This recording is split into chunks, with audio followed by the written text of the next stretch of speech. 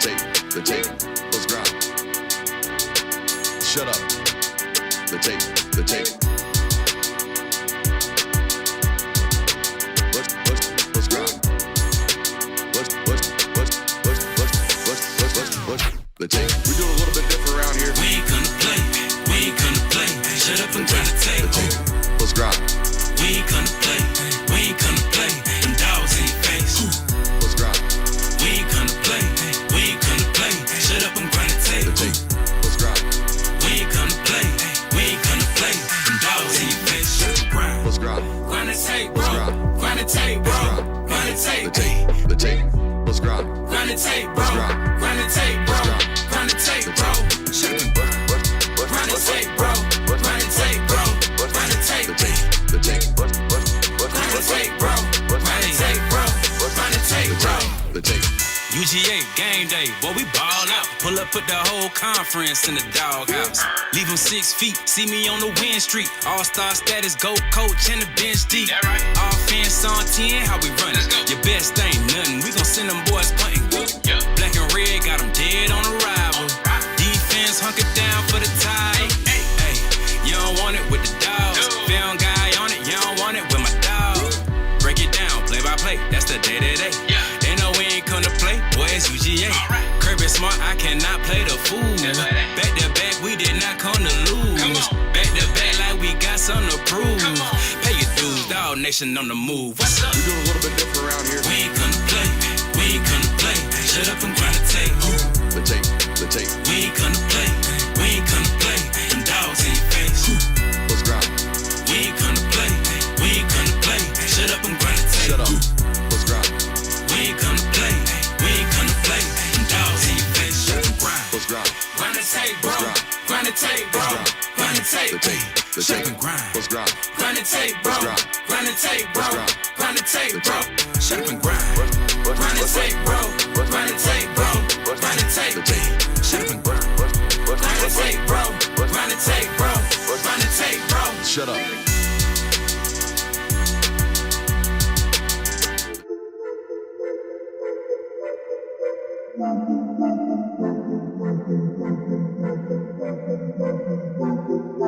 Welcome in, ladies and gentlemen, to MBR, or as we like to call it around here, Nothing But Rants, the show where I find topics that I'm oddly passionate about and I pontificate upon them. These are not hot takes, but rather takes that I'm hot about. What's up? You really like that?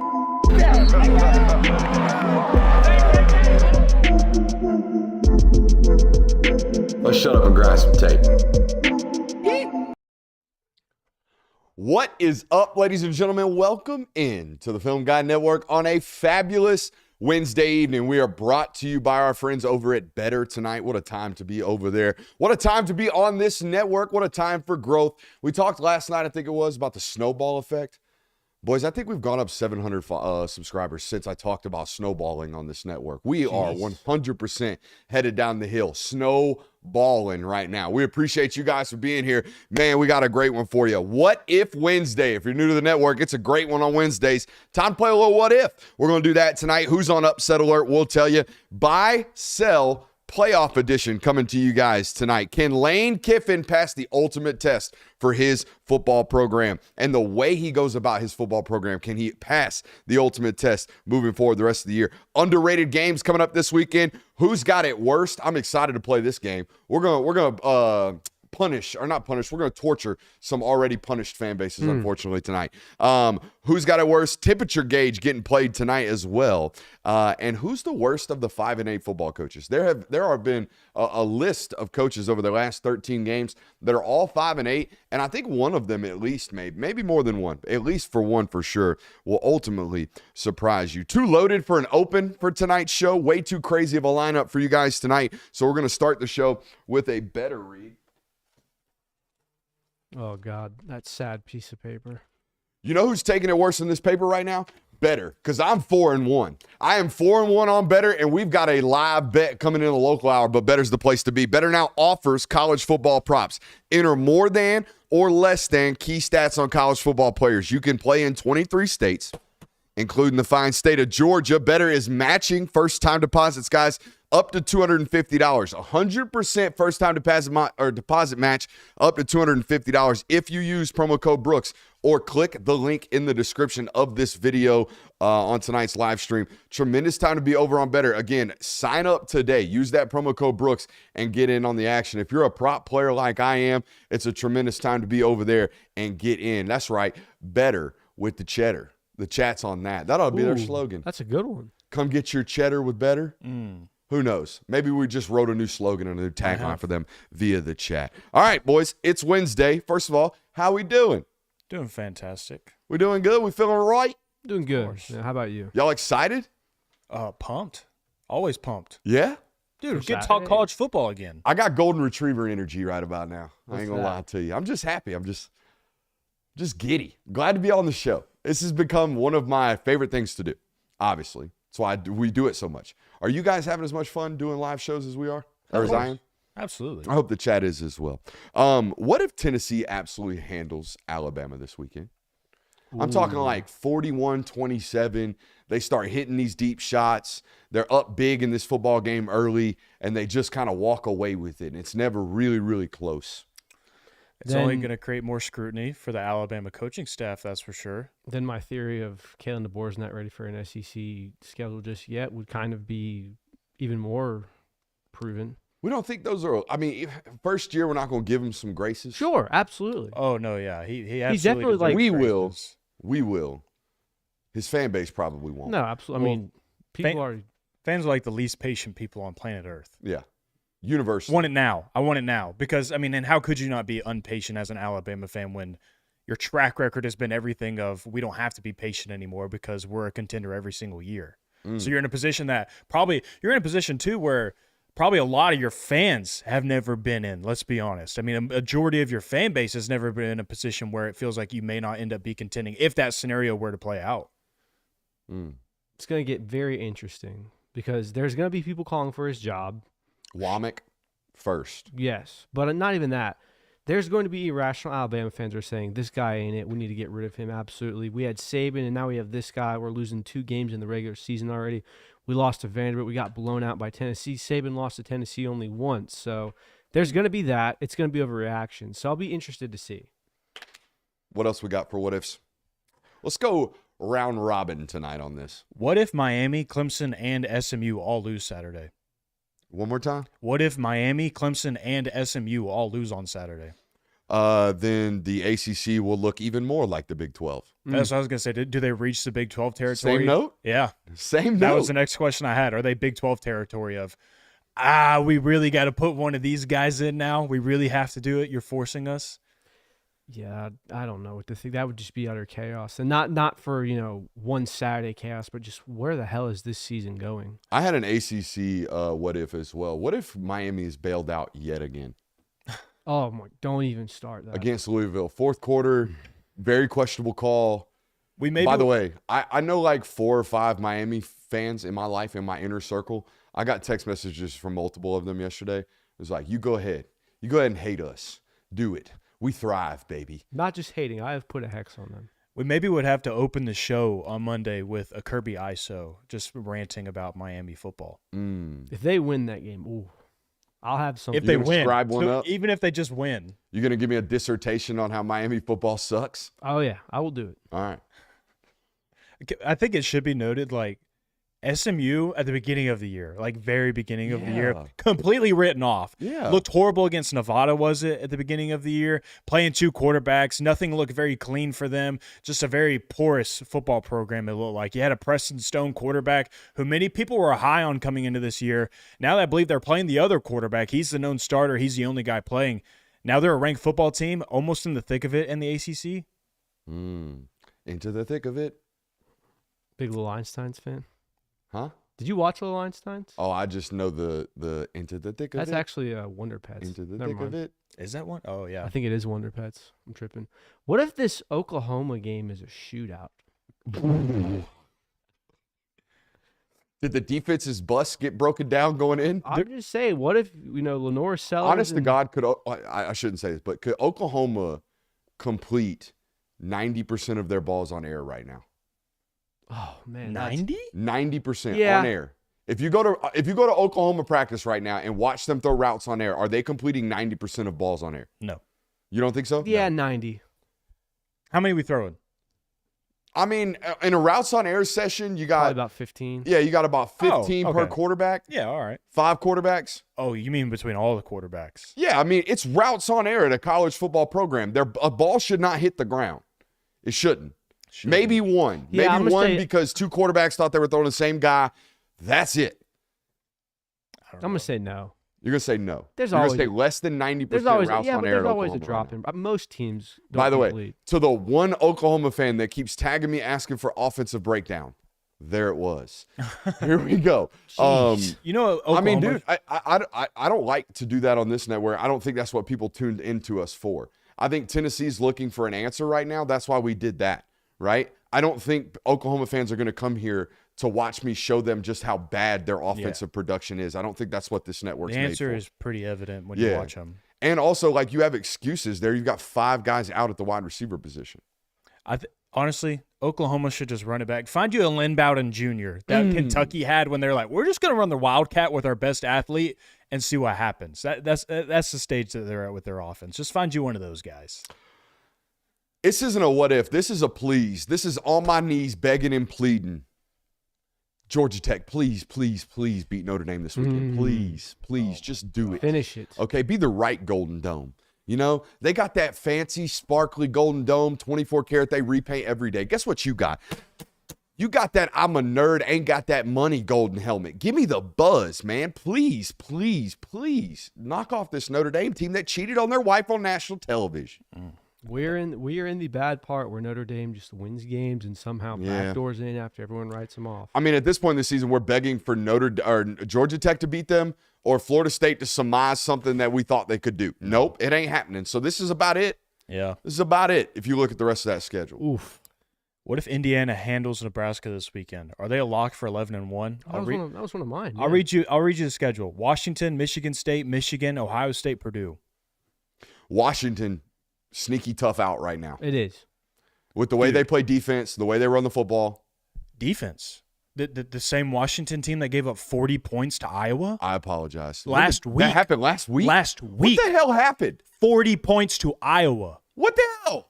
What happened? You tell me. I took the under, and I was like, That's course. why you Of know. course. I was wondering why Of you know course. this. You were Yes. the one person watching Iowa-Washington last week because I definitely didn't remember this. 40 points. To the Hawkeyes. Iowa offense is covered. legit. Iowa dang near covered the over by themselves. They didn't give up 40 points the 3 weeks combined prior to that. Yeah, so I don't know what kind of defense you're looking at right now, but it Shit. ain't that one. You giving it up. You giving up 40 to Iowa. Steve Belichick, we got to have a talk. We got to have a talk, Yeah, man. that A man serious gotta one. go, dude. The mullet, the man bun's got to go. We got to correct some dietary issues. Fat don't get old. And we damn sure can't be giving up 40 to the Hawkeyes. My God. I'm glad you told me this. Yeah, you're welcome. What if USC loses to Maryland this week? How hot does that seat get for Lincoln Riley? Who, what? What if USC loses to Maryland this week? Oh, 2 scrappy 3-3 Big Ten teams right here, man. Who would have thunk it? Isn't USC only like a 4-point I think favorite? it's the line 7 right now. I'll tell you Oh, it what, is 7? Mike Loxley, much more comfortable getting his team from 3-4 to 4 or 3-3 to 4-3 than Lincoln Riley is from getting 3-3 out of the sewer. When this team's 500, they're normally staying 500. Is it on? It's on the road too, isn't it? They got to go to I believe Maryland. So, yeah. Now, granted, he don't have a lot of experience at, being 3-3. No. But he did last year, and it didn't seem like they could surmise any type of momentum a year ago. I don't know. Oof. No bueno. Oh yeah, you got one. What if Texas A&M dominates Mississippi State and Connor Wegman looks legit again? I'm talking about like 48-6. Just manhandles them. Runs the rock the whole second half. First half, Connor Wegman's like 18 for 22, 250, and they just dominate for 4 quarters. I would ask you, what did Mississippi State do on offense? Did they just run their head into a brick wall like they had all previous They seasons, came or out did trying to throw the football or did Michael Van and Buren threw kinda air it multiple out? interceptions, and then it steamrolled. That would be a very impressive win. You're doing for what? Texas A&M. Here's why I asked this, okay?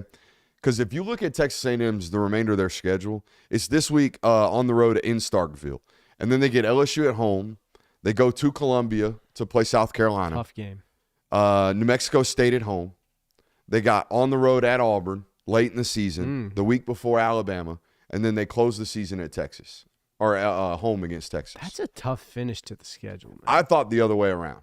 Really? I thought LSU's tough, Texas is tough. You should handle the 3 opponents in between. Your toughest road game is South Carolina remaining. Yeah, and with the way that they're able to play the passing game, I don't like. They're going to give LSU fits. Yeah. Did you say Bama as well? But they don't play Bama. Okay. Mm-mm. Yeah. Guys, I think there's a realistic chance we look at Texas A&M after Week 12 and they are 10-2, and potentially one of the 3 or 4 SEC playoff teams that gets selected. Yeah. Wouldn't that be something? Mike Elko, first year, Texas Year A&M one. makes the playoffs. And this is another good Lord. Like, oh my God, Mike Elko does this year one with with Jimbo Fisher's roster plus some transfer portal guys. And what this really hammered home to me, I've seen a lot of takes lately about, all you need is great players nowadays. If you don't have a blue chip ratio, not a national title winner that doesn't have a blue chip ratio. That is correct. You have to have great football players, but that's not it anymore. Like, you can't just have a really good roster, because Jimbo Fisher had a really good roster and he was under 500 last year and got fired. Jimbo Fisher's had a really, really good roster and had home losses to App State. And then they give a competent coach that roster, and all of a sudden, year one, they might be a playoff team in the SEC. Now, granted, of all of the schedules, Texas A&M's a lot closer to Missouri's in terms of strength of difficulty than it is closer to Florida's or Georgia's or whoever you want to put up there in strength of schedule. But this is really, really impressive, and it really makes me look even worse towards Jimbo Fisher. Yeah, I mean, we all talked about how much talent those Texas A&M. I'm sure y'all are teams have. oohing because of injury reports right now. Yeah, Tate Ratledge has been upgraded to questionable. Interesting. It's not loading for me. I can take a picture. All right. I got a few more what ifs, but this is the time of the show where I'm going to dissect ISO so the boys can do their work as writers while I carry the work as content creators. All right, here's what we're doing. We're buying or selling one-loss college football teams, all right? And this is for college football playoff aspirations, all right? So there are 9 football teams that I think have college football playoff expectations and aspirations that currently have one loss. Ole Miss, you already have 2. You're sitting on the outside of this discussion, okay? Here are those teams: Ohio State, Georgia, Alabama, LSU, Clemson, Tennessee, Notre Dame, Texas A&M, K-State, and Missouri. That's basically teams ranked through 4 all the way down to 19 where Missouri sits right now. Those are the one-loss football teams who have the opportunity to continue to go on and win or get into the college football playoff, and we're going to buy and sell those right now. So let's start with Ohio State. I'm buying the rest of the schedule, and I will probably pick them against Penn State when that game comes up. So I do think there is a solid opportunity that not only does Ohio State get into the college football playoff, but they win out and have a rematch against Oregon in that Big Ten championship game. Both of those football teams more than likely ultimately getting in to the college football playoff after that. Let's go on to Georgia. I'm buying them even with a potential loss this weekend. I have a stat coming up in the local hour. I'll go ahead and tease it right now and go ahead and give it to you. According to ESPN's Football Power Index, Georgia currently has a 69% chance to reach the college football playoff. Nice. If they lose this weekend, it drops from 69 down to 62%.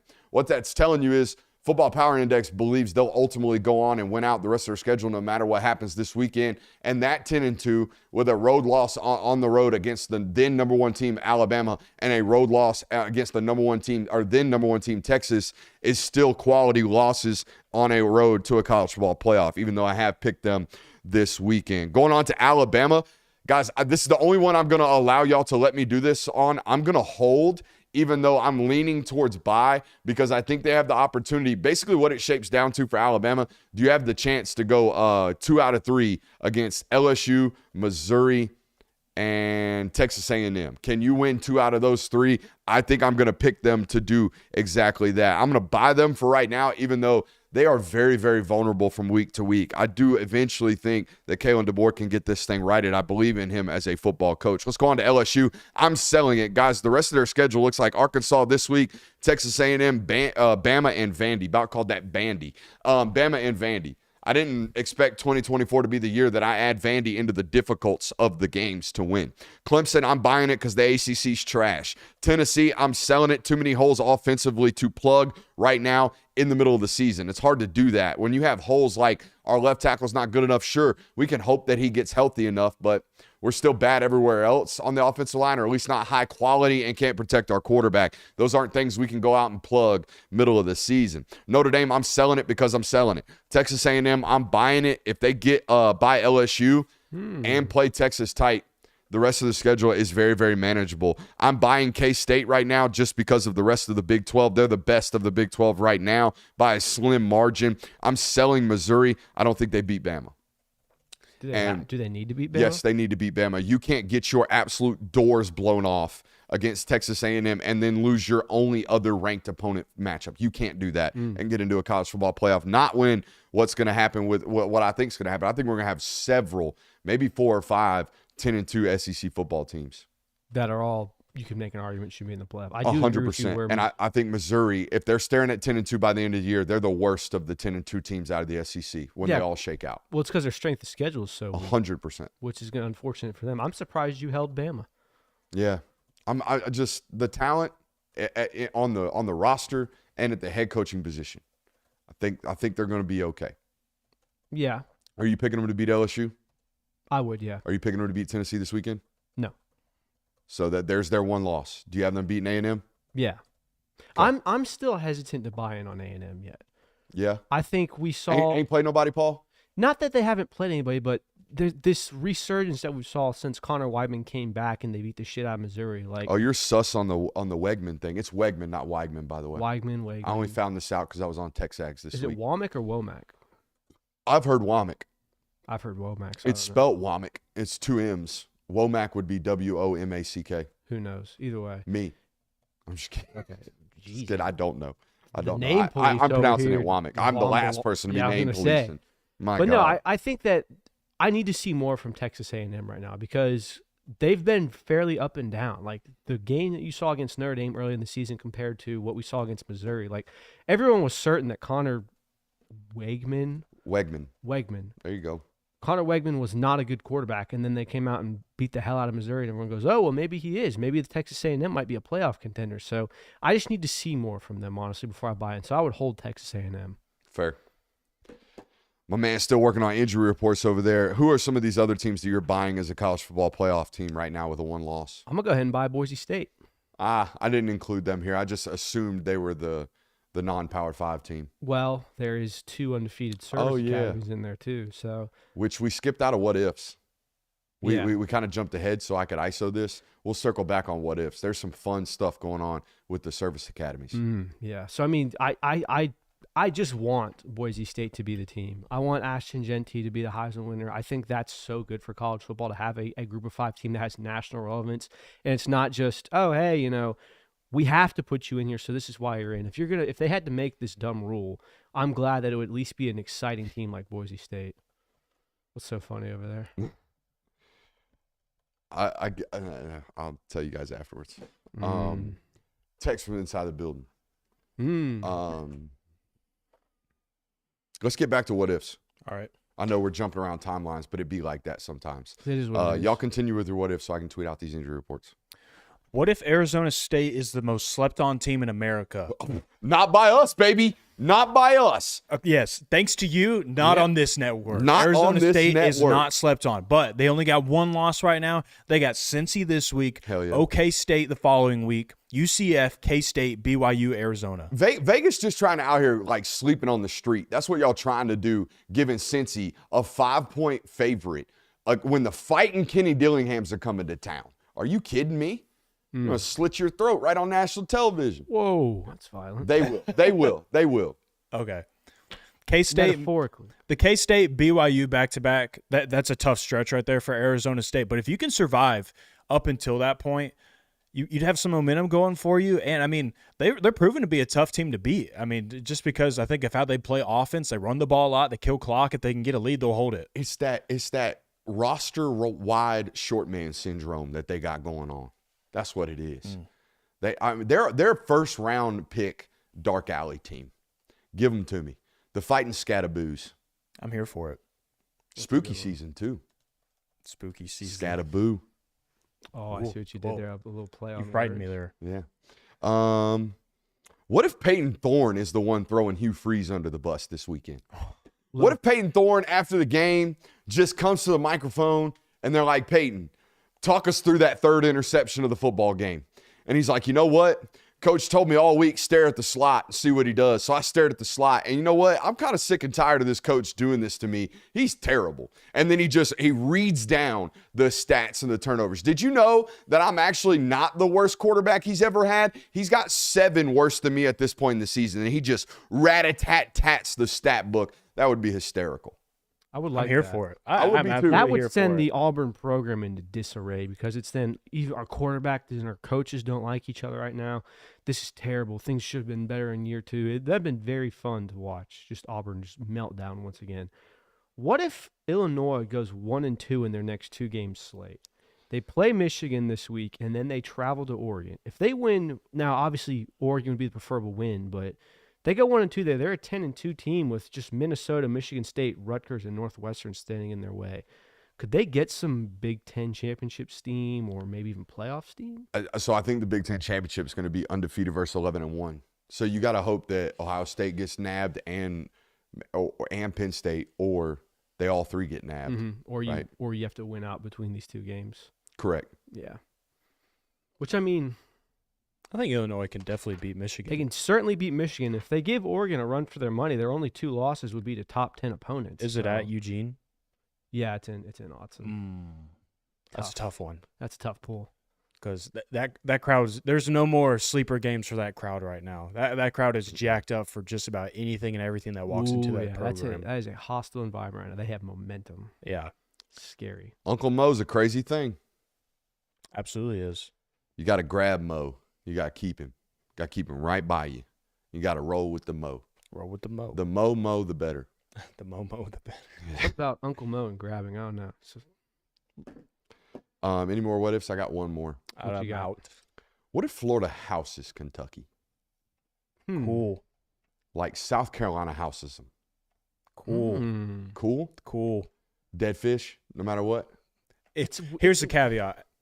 How does DJ Lagway play? Really well. Part of the reason they house them. Okay. Offense looks great. Okay. Defense scrapping. Then it becomes a lot more interesting. I mean, that might. Could that get him another? That's a top 20 defense, man. This is our temperature gauge for the night.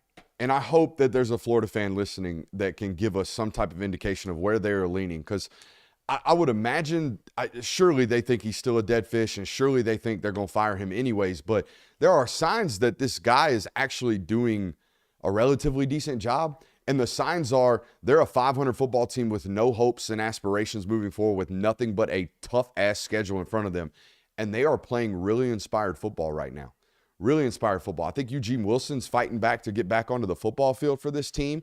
All right. The young quarterback looks competent. The roster as a whole somewhat looks competent. There's some issues there, but this team's fighting, playing hard, and the players aren't quitting on this guy.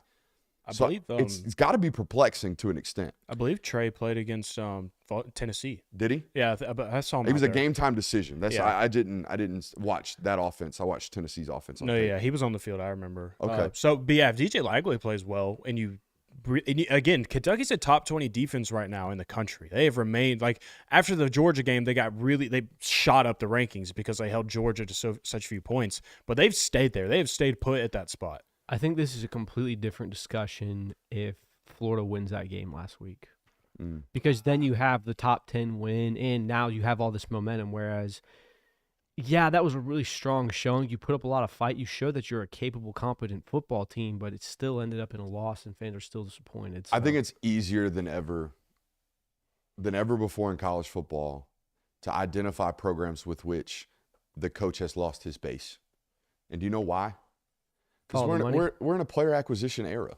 We're in an era of college football where if you want to find out whose boosters believe in their coaching staff, then go look at the recruiting rankings. Just look right at them, right? Do you want to know if Auburn has buy-in into their head football coach? Yeah, they do. They have a top 8 class right now, despite the fact that they're losing a lot of football games and looking really, really gross on Saturdays. Okay? Does Billy Napier, despite the fact that his team is fighting for him and that they don't have all this vitriol in press conferences, do his boosters believe in him? I would say right now, no. Florida has 12 commits in their 2025 class. They are ranked 37th on the consensus rankings in the recruiting class of 2025. Guys, did you know that as of right now, Rutgers is recruiting better than Florida? Ew. Did you know that SMU is recruiting better than Florida? Did you know that UCF, a program that is also downtrodden right now, is recruiting better than Florida? Did you know that Baylor is recruiting better than Florida? Did you know that Mississippi State is recruiting better than Florida? So no, I think right now, Billy Napier and this Florida staff are doing a tremendous job coaching for their next opportunity. Is that fair to say? Yeah. Feels that way. Do we put Mike Norvell in this category then? Because they're 33rd. That's right what now, I was about and to that's a ask. 1-5 team. They're worse than Florida right now. 100% that you could go there, and I'm glad that you did. Mentally, I went there as well. Transfer portal U. Transfer portal U, and they've been very open about it. All right, and yeah, they were idealistically hoping that this season went well so they could have some momentum on the recruiting trail, and that has ceased to happen for them. So yeah, we're going to talk about them a little bit later because they're in a very, very peculiar situation. Very peculiar. They're staring down a long contract and not a lot of Uncle Mo on their side. Yeah. Okay. Who's on upset alert this weekend, boys? There's a good bit of them. It's a good little bunch. Good little bunch on upset alert this weekend. Shall we set the parameters though for what Yes. our upsets All right. are? Good call here. Good call here. That's a good job doing some producing. Here's the parameters. Got to be at least a touchdown favorite. Touchdown with the PAT. Okay, so give me at least a 7-point favorite here that is on upset alert. I'll start out. Guys, Mike Gundy, you can't win 8.5 football games a year at Oklahoma State without winning these types of games in years where you're 3-3. They're on the road this weekend at BYU. They're, I believe, a 9.5-point dog. They, again, 20 years, 2 decades, this guy's averaged 8.5 wins, staring down 3-3. The only way you do that is in years where you're bad and you find ways to be 7-5. You win games that you're not supposed to. This looks like a Mike Gundy upset game written all over it.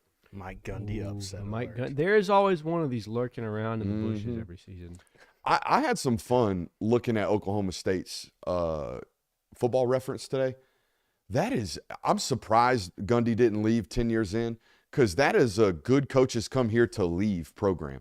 Did you know 3 out of the last 5 football coaches at Oklahoma State, dating all the way back to 1978, these are 3 of the last 5 football coaches. A guy by the name of Mike Gundy, a guy by the name of Les Miles, and a guy by the name of Jimmy Johnson. Whoa. They have had some damn good Pipeline. football coaches. Some damn good football coaches, and this one stuck around for a long time. Gundy off the mat game right here. Give it to me. I'm going to go Texas A&M at Mississippi State. I know it's weird. What? I know, and this isn't me doubting Texas A&M as much as it is. Sure shit sounds like Well, it. it's a little bit doubting Texas A&M. It's questioning them, and it's also what Mississippi State showed you against Georgia is, one, something they hadn't done all season, and they had success doing it. They aired the ball. They said, screw it, we're just going to throw just air bombs all the way across the field and see how it works out. It paid off against Georgia, a team that is pretty well known for their defense of stature. So maybe Mississippi State's got some momentum rolling in this game. Maybe Michael Van Buren's the answer at quarterback. Maybe he has a game of his life. Texas A&M, all I'm saying is don't go into this game just thinking it's an automatic win. About a 58,000 seat stadium out there in Starkville. How many tickets you think they sold this weekend? Probably sold them all. You think they sold You out? think? Yeah. How many of them wearing the wrong burgundy? I was about to say, how many of them are A&M How many of them wearing the wrong burgundy? Probably 15, 20, 25%. And here's the deal. That is a loud stadium with the cowbells, but when 20% of the stadium ain't got no cowbell. Interessante. I don't know.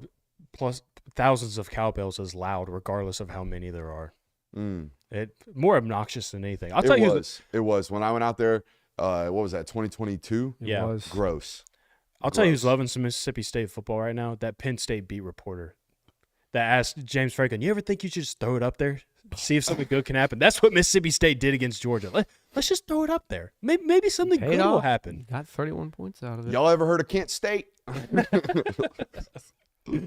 I'll take probably the favorite upset pick of the weekend. I'll go ahead and take Georgia Tech upsetting Notre Dame. Come on now. That feels like one of the more logical ones in this scenario. It feels like that Georgia Tech has the offense to where they can compete with Notre Dame. They can put up points, and maybe they just outscore you. They're not going to out-defense you by any means, but they could definitely put up points. I like it. You got one more? Or? Yeah, I got one more. This is a weekly staple on my list of upset alerts because if you're walking into Martin Stadium, if you think you're walking in to Martin Stadium and not losing a limb, you're out of your mind. Wisconsin, a 7-point favorite? Get the hell out of here. The Northwestern Fighting Wildcats, 9-3 against the spread in their last 12, boys. 9-3, 7 points. That's a one-score game. It's a one-score game. Give me the Fighting Wildcats. Upset alert. Again, you don't walk into Martin Stadium. You don't walk into Martin Stadium and think you're getting out alive. We have learned that. That is true now. Facts. I'll tell you. You took the over in a game in Chicago on the river in October. Bring it on. Love it. Bold choice. Bring it on. I'll tell you the real It's a upset. bold strategy, Cotton. We'll see if it pays off. This program is off of a massive win last weekend. I mean a massive home win too. They were at home in this football game, came down to the wire. They got it done. Now they're rolling into this weekend with a lot of momentum, but they're seen as quite a bit of an underdog. Give me Georgia Southern or James Madison. This is the big upset of the weekend, the one that nobody. It's gonna go under the radar. Nobody's gonna recognize it, but don't worry, I got you. I got you, Georgia Southern. You talk about a disparity of required GPAs to enter a school. James Madison and Georgia Southern might take the damn cake for net delta on that exchange. No doubt. I've got one. Give me the 2.8 GPA in that football game, dog. Let's roll. Oh my. I've got one more. And there's a team in the Big Ten that's kind of new this year. Obviously, they joined the conference. Don't really understand maybe necessarily how things work just yet. But when you're a top 10 team in the Big Ten, the last place you want to roll into is Purdue. That is where Big Ten top 5 programs go to die. Oregon, you are on upset alert. Be careful now. Friday night smackdown by the Boilermakers. Be So says careful. Kirby. I'm telling you. Hey, Purdue came back and fought against Illinois. Took it to overtime. No, you never want to face a top 10 team. I think they were down like 28 points in that football game. There's a good chance Oregon figures out what that means to be a top 10 team going to Purdue.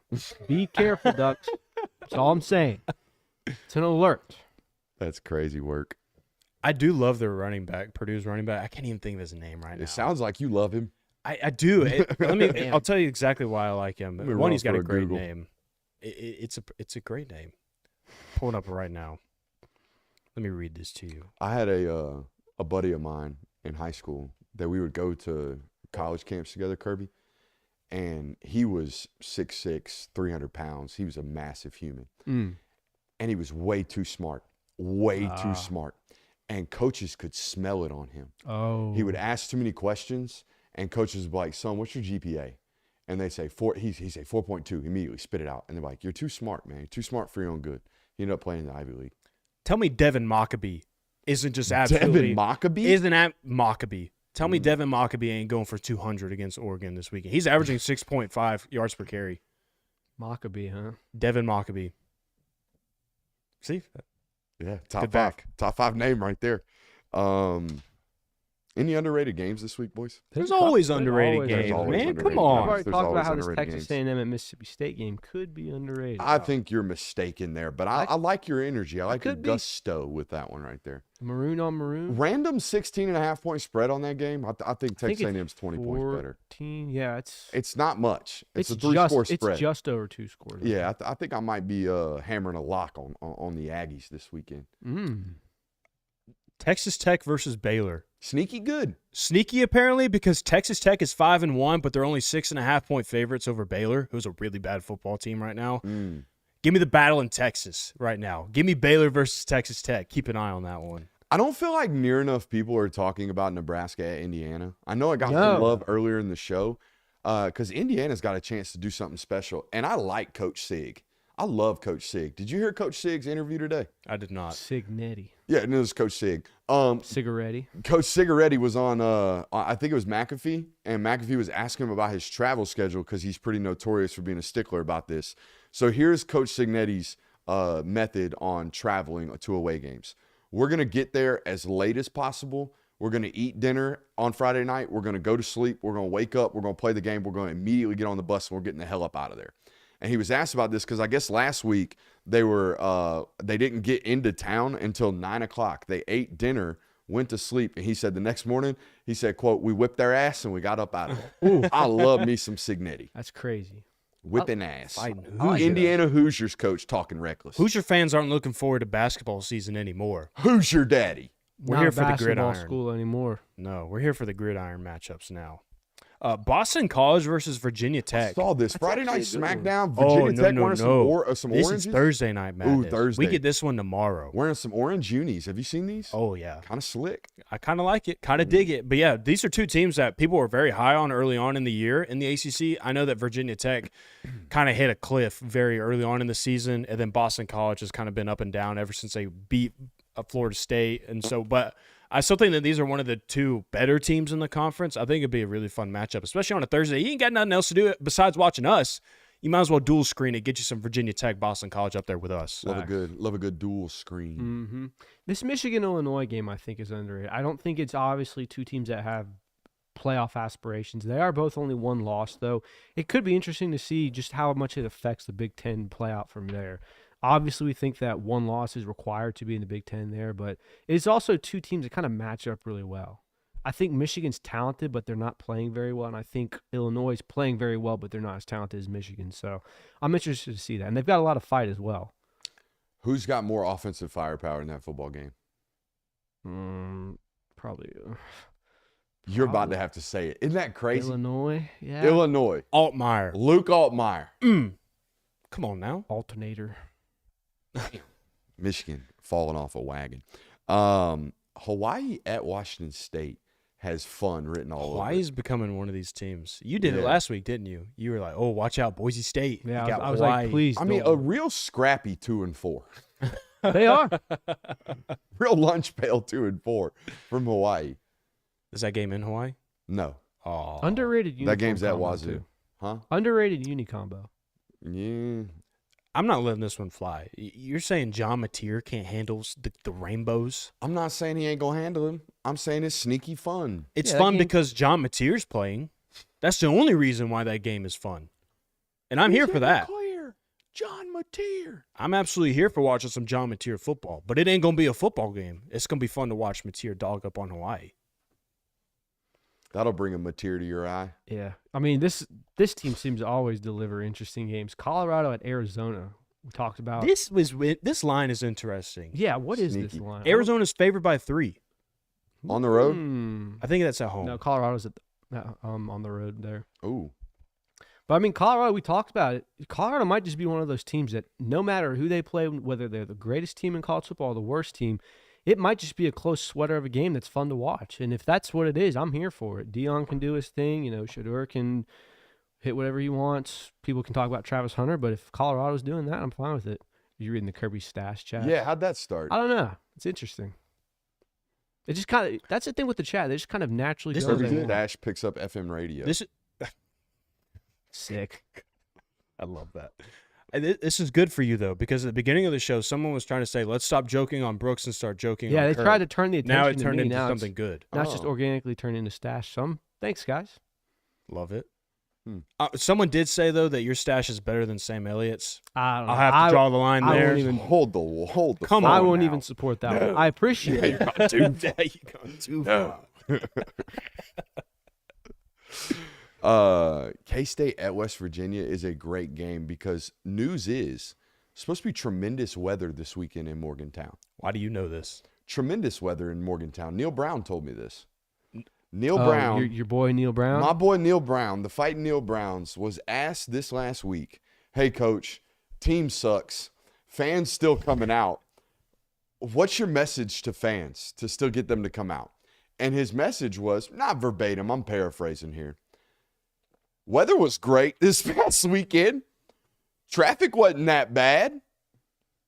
Of all things to pull from. In-stadium environment was fun. Come on now. Come on, Neil Food was Brown. good. Food was good. Good food. Of all things you could pull from to get your fans to come out, we're doing the weather. We're bad.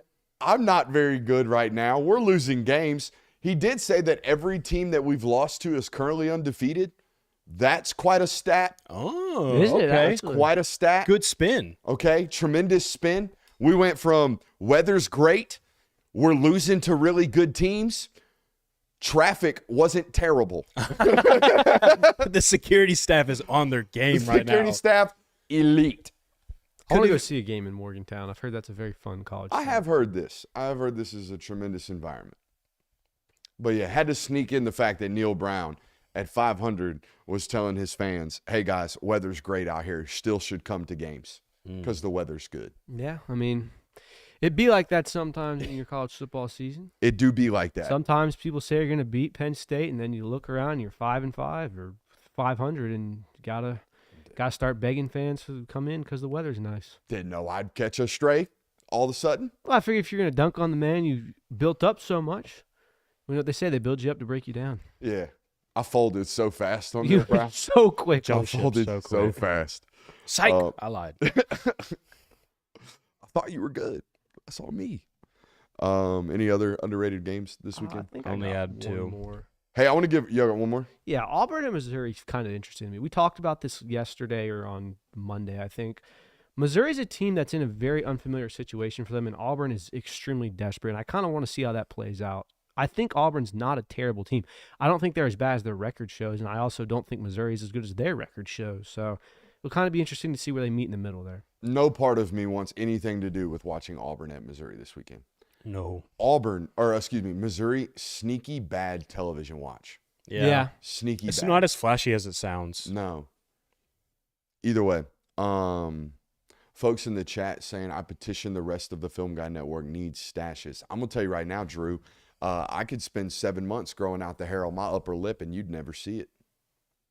Oh, you got something there, man. There's a shadow. Nada.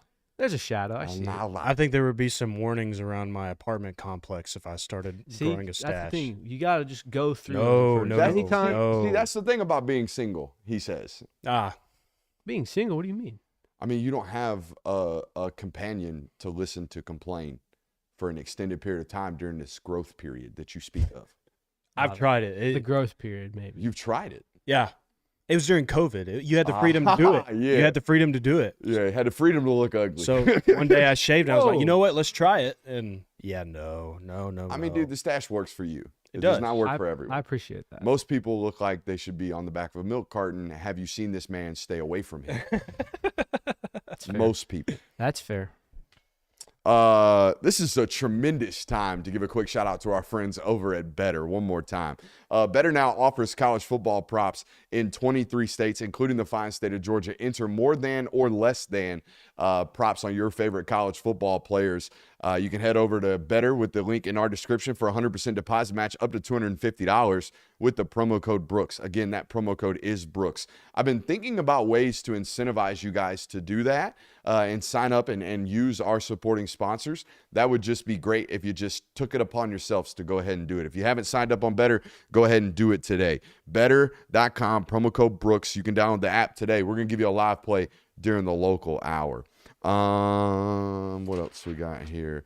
Who's got it worse? I like this. I like this a lot. We got some football programs whose fan bases are kind of down bad right about now. So who's got it worse, boys?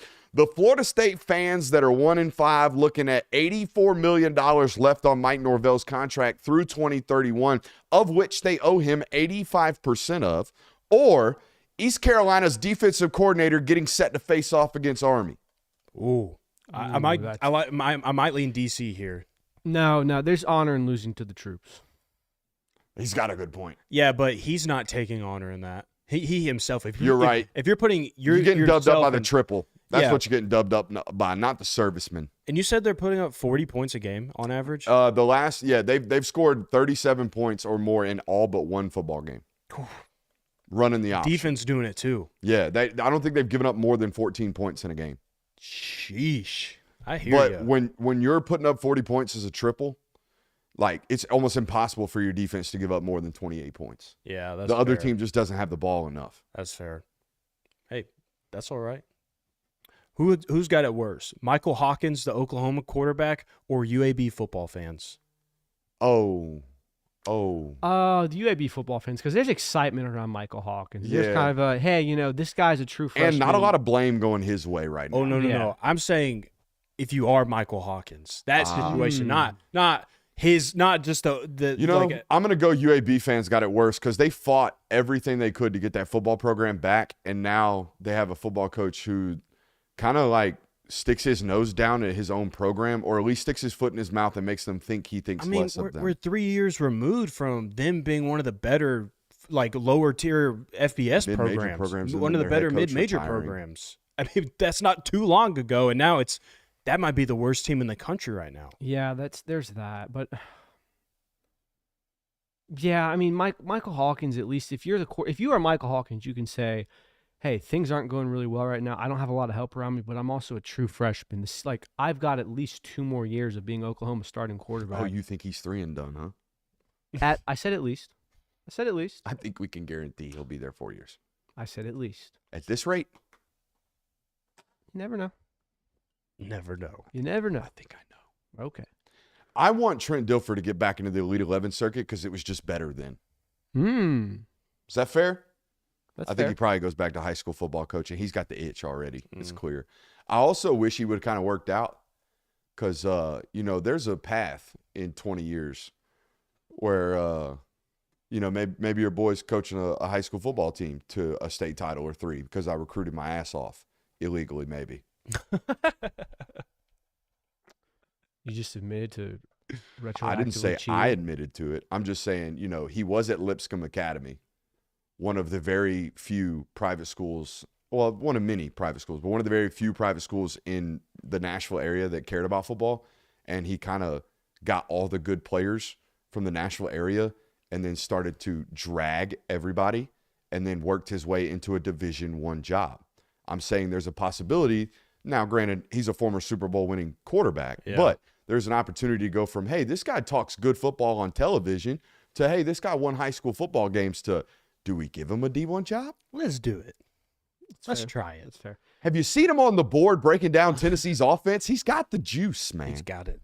Who do you think's got it worse? Auburn fans right now who are in their second year of Hugh Freeze and that program is drastically underachieving, or Air Force members and fans who you look around, Navy's undefeated, Army's undefeated, and here you sit 1-5. The service troops have never been more up in football world, and you are at the bottom of the barrel. A little insider intel for you here. I overheard a discussion between several servicemen, former servicemen, retired servicemen, Saturday, working security at the game, and they were having the discussion with a civilian about which branch is better. And every branch apparently connotes that the Air Forcemen have it much better than the rest of them. Yeah. And if you could choose, go there. So maybe Air Force fans and Air Force graduates look at their nose down at these guys. Oh, congrats, you're good at football. I fly jets, and you don't. Just a thought. But I do have an additional stat here for you because Auburn was in which one of mine is worse than, or who's got it worse situations as well. Hugh Freeze, 8-11 in his first 19 football games as the Auburn head football coach. Any guesses on what Brian Harson's record was at Auburn? I feel like Brian Harsin won like 6 games there. It's a decent guess. Through 2 seasons or like 1.5? Well, however many they let him He coach was before they fired for fired him. 1.5, I believe. Okay. I'll say 9 and I don't know, 9 and 7. Hugh Freeze is currently 8-11. They fired Brian Harsin at 9-12. Ah, Oh, he's only got 1 in each. And I think there's a good bet he's going maybe 1-1 or 0-2 over the next 2. yeah. There is a really good chance that happens. But Now, they're is not that- gonna fire him though? Is that worse, right? Looking at Hugh Freeze and Brian Harson's records and being like, dang, they're kind of doing the same thing right about now. Yeah, there's some positives moving down the line with some recruiting. Is that a worse situation, or Florida staring down another coaching search? Right now, I would say Florida because I don't know, because I think it is interesting that I think at this time last year there were already 5 head coaches that had been fired in college football. Not a single one has been let go yet. So they're still kind of, I guess everybody's kind of waiting on one team to break the seal. So I would say Florida, you better jump on that opportunity if things get really hairy over the next couple of weeks, and you better get on that soon because you could be the first team out of the gate. So if that's the case, I don't think you're really too down on that because I think a lot of fans went into the season thinking that was going to happen.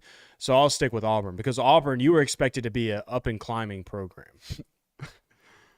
So as a reference to my serviceman take that the Air Force is commonly referred to as the one that you want to be in, Mundangerous comments, the only people who disagree with that are Marines, and that's because they get an unlimited supply of crayons to eat. I don't get military humor, but I bet that's funny. I see a lot of social media people making fun of the Marines. rivalries between the branches are very fierce, very underrated as well.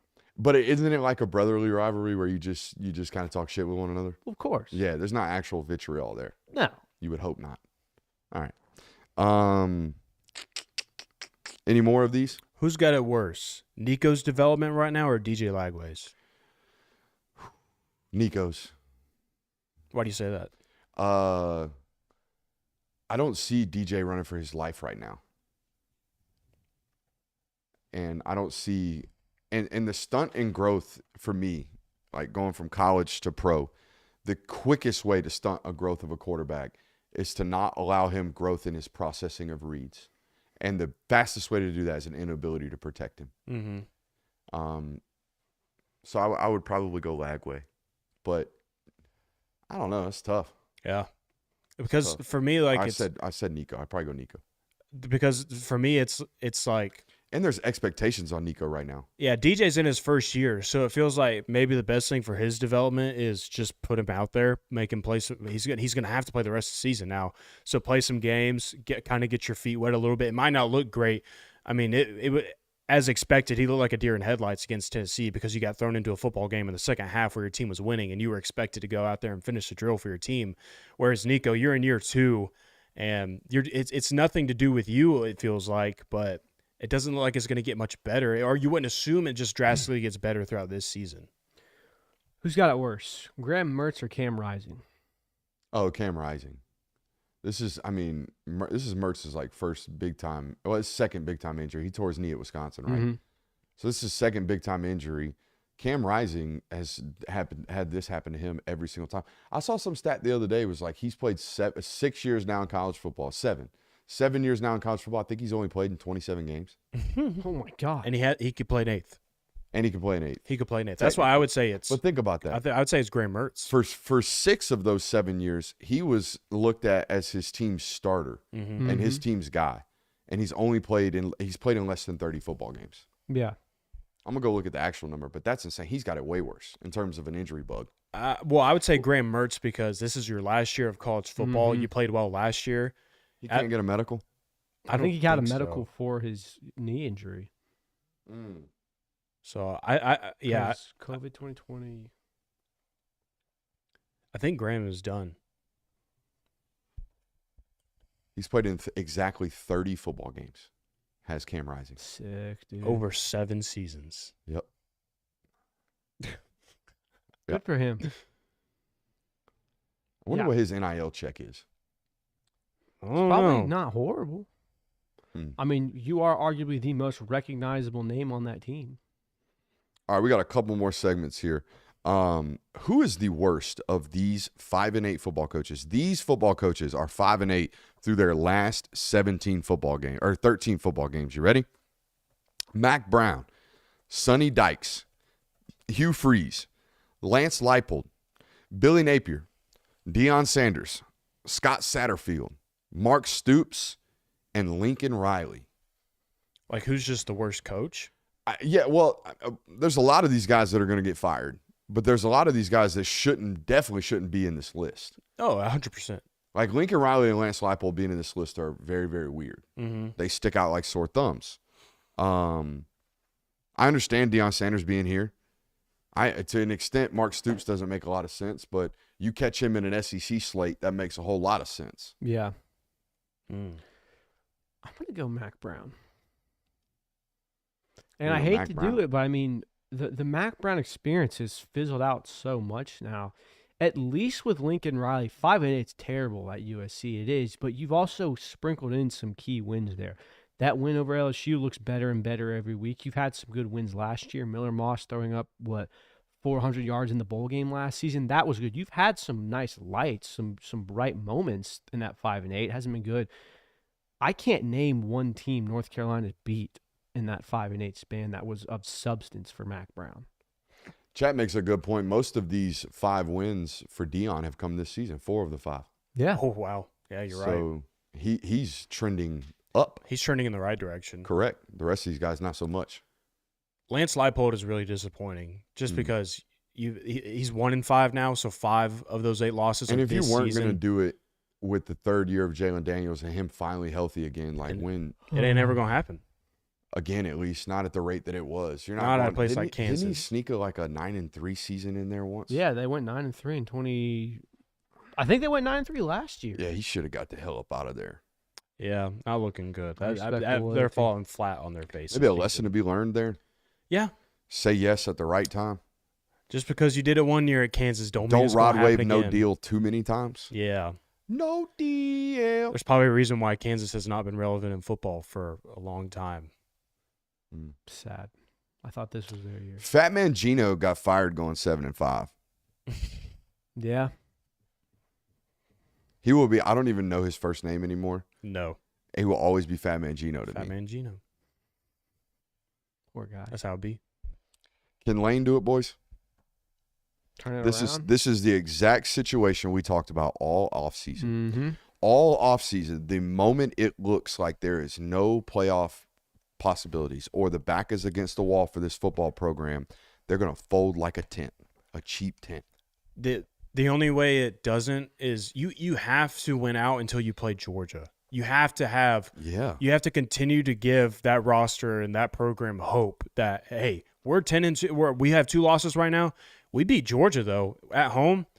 That's a lot better 10-2 than what it was looking like when we already had our 2 losses. So you have to stay in that position. If you lose another game before you have to play Georgia, it's all going. The crap's in the fan at that point. So they're off this week. They play Oklahoma. They play at Arkansas. I think you have to win one of those games in a very dramatic fashion, similar to how you lost against LSU.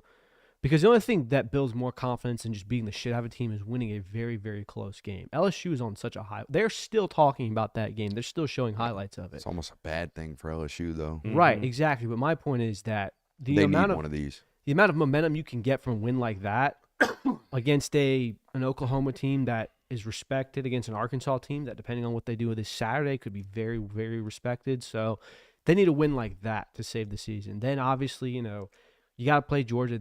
That's a tough draw. I don't know. I don't think he does. No, I don't think he does. But if there were a way to do it, that's what they would need. A lot of people already saying he's already looking at houses in Gainesville, I would imagine. Well, yeah. I mean, the whole Last Dance thing, and I understand that was kind of cryptic, and it's alluding to the fact that it might have a lot of players there with you, but I think he's out. I think he's checked out, and I think the team is too. Which is unfortunate because a good Ole Miss team is fun to watch. I know it's already some discontent out there. If you want to look into players' wives. Oh, yeah. Did you see this? Uh-huh. Prescoring, the tight end who was preseason All-American, his wife was out here commenting on the school's Instagram page saying maybe throw 86 the ball more than once. Note to young players, keep the significant others off of the social medias. Yeah, don't be hopping in those comment sections. It's all in good intent for you. They will eat you alive. It's all about how they want the betterment for you, but And don't even subtweet about your significant other who plays No. sports because they're definitely going to pick up on it. yeah, 100%. You Talk know? about how proud you are of them, how much you love them. Just rally behind the team, All- baby. just support. Just That's support your team. We got a whole nother hour, and it's our best hour, our dog hour, coming up right now. All right.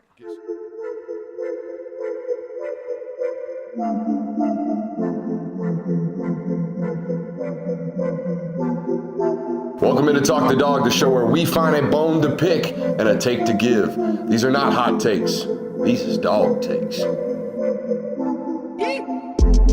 Can I talk that dog?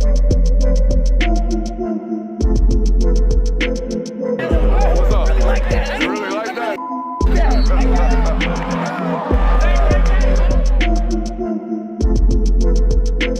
Let's shut up and grind some tape. What is up, ladies and gentlemen? We are back in for another hour here on the Film Guy Network. Hope you hit that thumbs up button, like, subscribe, rate, review. Want to remind you, if you miss any portion of tonight's broadcast, it is readily available, however, wherever you get your podcast. We got a great one for you. Is this a must-win game for Georgia? We'll tell you why or why not. One player, if you could choose him to have the game of his life on the offensive and defensive side of the football, which one would it be? Give me three. We're going to give you three things that win Georgia this football game, three things that could lose it for them. Kirby's record versus number one teams, relatively surprising stat, I should say, coming tonight on that one. We're going to give you the latest on the draft evals for some of the Georgia football players through 7 games of the college football season. Is this the week? Is this the week Ellis Robinson gets on the field? We'll talk about it. But first and foremost, I want to give a quick shout out to our friends over at Better. Guys, Better now offers college football props in 23 states, including the fine state of Georgia. All right, if you don't know how props work, we're going to take you through an example right now. There's obviously a big football game out in Austin this Saturday evening between Georgia and Texas. This is why most of you guys are here tonight to watch us break down some analysis on that. I'm going to give you a play. I think you got disconnected from it. Oh. Just reboot that up. Well, not only is Better really, really simple to use, but our live view is really, really simple to use. So we're going to share a little phone screen for you guys right now. We good? Hold on. I got to basically. Hell yeah. Hold on. Is it going to work for me now? Anyways, college football props, the way to go over on Better. And you need to be signing up using promo code Brooks for 100% deposit match up to $250 over there. Again, that is promo code Brooks. I'm just going to verbally give you the plays here. I like Carson Beck's over in this game. I think Georgia's going to be able to throw the football. They're going to have guys open. 263 is a little bit low. I think he's averaging about 275 right about now throughout the college football season. I'm going to go ahead and add in a Texas over here. The running back over there, Jaden Blue. I don't like him. I like Quinn, the Wisner kid, Quintravion Wisner, 59.5 yards. I think there's a possibility he gets that on 2 carries with some explosives. Give me that entry. All right, again, that is Carson Beck's over and Wisner's rushing total. Give me the perfect play over there. I'm going to put $20 on it and see if we can move to 5-1 this year on college football player props over there on Better. Again, promo code Brooks, 100% deposit match. I'm trying to figure out ways to incentivize you guys to get in on those plays with me. Maybe I'll tweet them out and see if you guys want to hop in with me. But it's a great time to be over there on Better. Again, promo code Brooks, 100% deposit match over there. Boys, where do you want to start here on this fine local hour? I kind of like Not all at once. I was grabbing the mic. Dang, even more than half a second. Is this a do or die game for Georgia? FBI says no. Football Power Index says no. But I got some stats on this and some hypothetical spider webbing I'm gonna weave at the end of this. So I'm gonna let y'all decide. It's just like the more you think about it, it's looking like by the end of the season, Texas, Bama are going to be your 2 toughest opponents. And if you lose against both of those, it's not a great look. Tennessee's kind of falling off to where they were. Ole Miss isn't what they've been. If you lose to Texas and Bama, is the rest of your schedule enough to get you in? I mean, it would certainly depend on what the rest of college football does, but we already said towards the beginning of the year that it felt like there was going to be a 10-2 team from the SEC that would likely get in just because the conference was going to be difficult. And I think it's even only become even more difficult because teams have been better than what we expected them to. So I would say it's not do or die. It's not die in the sense that your playoff hopes are now put to mush and that you're now just playing for a bowl game outside of the college football playoff. I would not say that. But it certainly would not help with your momentum and what the rest of your schedule is looking like. I think this game swings the winner far more than it swings the loser. I think the winner of this football game has ultimate confidence going into the rest of their slate and obviously going into the SEC championship game, assuming that there may or may not be a rematch. But, with Georgia, it's not a must-win statistically when you look at the Football Power Index with regards to the chances to make the college football playoff, with it having obviously extended to 12. You have a 69% chance right now. Nice. If you lose this week, I know it's the second time reading this stat. If you lose this week, it drops just to 62%.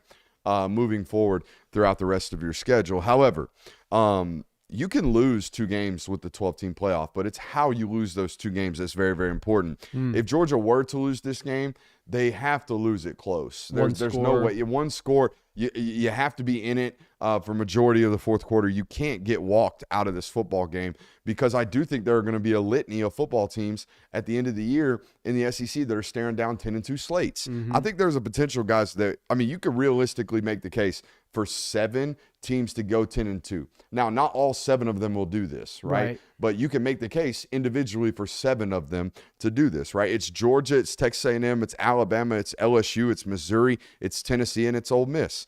I don't think LSU is going to do this. I'm going to go ahead and mark them off. I think Tennessee loses this weekend. I've picked Alabama to win.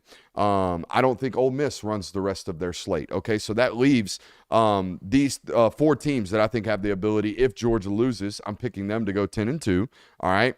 Texas A&M, I've already walked it through for you guys this week. If they get past LSU, which I'm picking them to do next week, then you're looking at getting by the rest of your schedule and affording a loss to Texas at the end of the year. The interesting question I think comes out of this is, if you're a 10-2 team, do you want to play in the SEC championship? This is going to be, and it's not just you guys, it's the Big Ten as well. Yeah. You're going to have to, the college football playoff is going to have to look at this very, very seriously, as it only increases the ranking for the winning team. It will not decrease the ranking for the losing team in the Big Ten or SEC championship game. You are not going to get knocked out of your college football playoff chances because you played for a college football or a college conference championship. You can't be punished for not winning the conference championship when other teams didn't get there. Correct. Which is going to, I mean, it's going to make a very interesting case, because then it's basically you're in the conference championship. That's 2 auto bids. I think there's a realistic chance we have 4 10-2 teams at the end of the year. Oh, yeah. I think the SEC. The biggest thing for Georgia, too, is if they were to be one of these 10-2 teams, is that would also mean you have wins over these other potential 10-2 teams as well. Correct. So that puts you ahead of the pack already. If Georgia's 2 losses are Bama and Texas, they're one of these SEC teams in. I think no matter what. I mean, you got the number 1 strength of schedule, and you went 10-2. And let's not forget. And you're Georgia. Yeah, it does matter. The win against Clemson looks better every week so far. Correct. So there's that as well. I just think we're headed down a very, very interesting slate. We are heading for chaos, and I love it. Yeah, we're headed for chaos in year 1, when everyone thought moving to 12 was just going to make everything easier. Like, we weren't going to argue about 10 through 16 no harder than we argued 16. about 2 through 6. I've seen enough. It needs to be 16. We got to give more of these teams a chance. You're telling me you think that's the spin? It's going to happen, dude. Don't you just wait. Someone's going to put up the March Madness graphic and say, this is what college football would look like if we did a March Madness bracket. And enough people will say, man, that looks like it'd be a lot of fun. It happens every year we've had a playoff. All right. If you can pick one player to have the game of his life this weekend, offense and defense, we're picking both sides of the ball. Well, yeah, let's have fun. Okay. Offensively, game of his life. By the way, you can't pick Carson. Yeah, offensively, I think if Arian Smith has the game of his life, you guys are scoring a lot of points. Because he's already had 135. So if he has 140, that's at least a touchdown, maybe 2 in that scenario. Right. Yeah, and I mean, if Arian Smith has a 100% catch rate, if Arian Smith has a 95% catch rate, I mean, he's going over 200 yards. He has that much separation down the field in his routes, so he's that dangerous. So absolutely, I think that's one. I put Anthony Evans, not only just for offensive, but if he can flip through the field multiple times on special teams, whether it be kick return and punt return, that is a massive plus for you. And if he can do that, which he's shown he has the ability to do. Look, Kirk Benedict dub here on the channel. I like it. So Anthony Evans is my offensive guy I would pick. Who you got? I said one of the tight ends. I would say that because your wide receiver room, like, even if they don't have the game of their life, but Arian Smith still puts up 95 yards, a couple of explosives. Dylan Bell finishes the game with 85 yards. He has 1 explosive himself. Dom Lovett does his thing, and he has 6 receptions for 60 yards. But then one of your tight ends adds in like a 90-plus yard performance with a touchdown or 2, whether it's Oscar Delp or Lawson Lucky. That means you fully had your offense fully available to you, and you had a difference maker in a spot where maybe it wasn't expected to come from. I like this take. That's a good one. And we haven't really seen, apart from Lawson, we haven't really seen a tight end kind of get loose at all. Yeah, I mean, we've also kind if of someone does have that game, it's going to be Lawson. for sure. Right. We've also kind of written off the tight end position as being impactful to this offense this season because, I mean, last year it felt like it ran through Brock Bowers, which it did for the most part, and this year you don't have that guy, so people have kind of said, oh, it's the receivers. We need Trevor Etienne. We need Carson Beck to play. Well, tight ends are still very much a part of this offense, and they're very important, so I like that take. All right, defensive player that has the game of their life. I think it's an easy answer. Who you got? It's Dalen Everett. If Dalen Everett plays to his potential, then it solidifies one half of the field that you think that they're going to attack. If I'm Sarkisian watching Mississippi State's game, I'm doing nothing but designing winners against those corners. Because not only did they bust coverages, they didn't win 50-50 balls. So if we alleviate one of those concerns as a football team going into this game, you feel much, much safer. Yep. You got a super sub, by the way. We'll get to it. Okay. I went Kristen Miller because I think if you can cause havoc up the middle and shut down anything that they try to do within the interior run game, I know they do a lot of stretch zone. He won't have as much of an effect on that. But if you can also get at Quinn Ewers' feet and affect some throws, he doesn't make great off-platform throws. I've noticed that. I went back and watched Except for when scrambling right. Yeah. Scrambling right, he's elite. Yeah. But off-platform, someone's at his feet, he's standing in the pocket, not great. I watched that Michigan game again, and honestly, Tends to let him float, too. I wasn't super impressed, honestly. So, but Anti-Quinn. not anti-Quinn, maybe just not Quinn Ewers is a top 3 quarterback in the country. You're just not pro-Quinn. That's fair. You're net Quinn. Net Quinn. Net Quinn. Neutral Quinn. I'm a net Quinn guy. But no, if Christian Miller can get at his feet and cause disruptions all game, I think that your defense will be in really, really good shape. I had 2 names. I'm going to say C.J. Allen. I feel like a strong performance from one of your inside linebackers. So important with eye discipline this week with those Yeah, guys and on that's play action. that's specifically why I went with a linebacker. especially- I think you could have said Raylan or C.J., but I'm going to go with C.J. because I think that the game of C.J. Allen's life would be much more impactful than maybe what the game of Raylan Wilson's life is. Not because Raylan Wilson isn't a great football player, because he is, but because I think of where we place C.J. Allen's ceiling.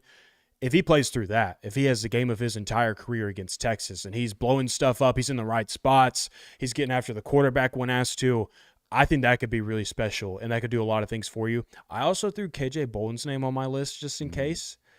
I just think that because, and again, I'm going based off of swimming. If Malachi Starks plays a great game, that's great for you. If your DBs play a great game, that's great. If KJ Bolden just has this wild game where it's like a Starks against Oregon type of performance, that could be a huge, huge impact for you in this game, I think. Going back to your C.J. Allen thing, his impact is going to be massive on the game because I don't know if you saw it, Smile Munden is out. Yeah. So, All right, we got a super chat here from Alan Berry. With DeBoer, Sark, and Josh Heupel, is this league headed towards an offensive-minded / dominated future? I don't know if offense can dominate this conference more than it did from 2019 to 2020. yeah. Joe Burrow and that Mac Jones Alabama football team, those teams were averaging north of 47 points a game. I mean, even in 2018 with Tua, Alabama was really good. Correct. And LSU with Joe Burrow. Like, there were some really solid offenses. They were average offensively in 2018, but I'm with you. They were, like, Alabama was still really good. Right. So, I mean, and then Trevor Lawrence, it was like that offensive domination from that 2018 to 2020 period was insane. I agree. I don't think you're going to get back to that anytime soon. You could. Maybe. I do think there is there's this take circling the internet, especially from Tennessee fans and opposition, rival fan bases making fun of Tennessee, this idea that this system has been figured out. I don't think that's the case. I do think there is a familiarity with it at this point. I think at this point, when you get 3 years in and there's a redshirt junior that's starting at corner for Florida or whatever year he's in, and for 3 straight years he's gone through a Tennessee prep, he's going to be a whole hell of a lot more prepared for what he's facing than he was year one. That's just realities of the situation. So you constantly have to adjust. We've seen Sark do this. His systems haven't got stagnant. He's just added new wrinkles into it. Yeah, and I think that the system's always been figured out. Being able to instill ways to stop that system is tough. It's a lot easier when it's got holes in it. For sure. Whole hell of a lot easier when it's got holes When in they're it. not hitting shots on your head. But no, I think those are really, really good offensive minds. And I still stand on the idea that Kalen DeBoer's offenses will be better as they progress. Like, I know he's got the best version of a quarterback you think he might have right now. Jalen Miller was a great player. but that's not what that system operates at its highest end on.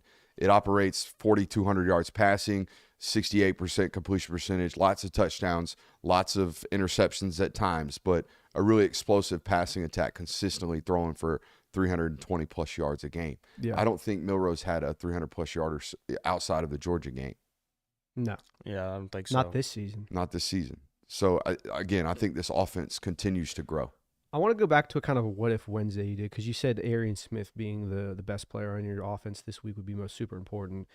If he has one of these out of his mind games and then goes on to break the 1,000-yard record, and then say goes to the combine, runs a 4.29 something, sub 4.3, what we think he's capable of running, is he a first round draft pick? No. Why not? Jalen Hyatt, Yeah. very similar profiles. The injury concerns for Arian, and I think the track record of this position, you have to be, the baseline nowadays is 6 foot 200 pounds for the durability purposes, right? And I mean, Xavier Worthy showed more promising signs as a college football player, in my opinion, than Arian. Would you agree or disagree? Yeah, I would agree. I think Xavier Worthy was a late first-round draft pick by the Kansas City Chiefs, and he's 32 overall. So, yeah, there's history of this, but I think Arian, the difference between Xavier and Arian is Xavier did it for 2 seasons. Arian's done it for 5 games, 6 games.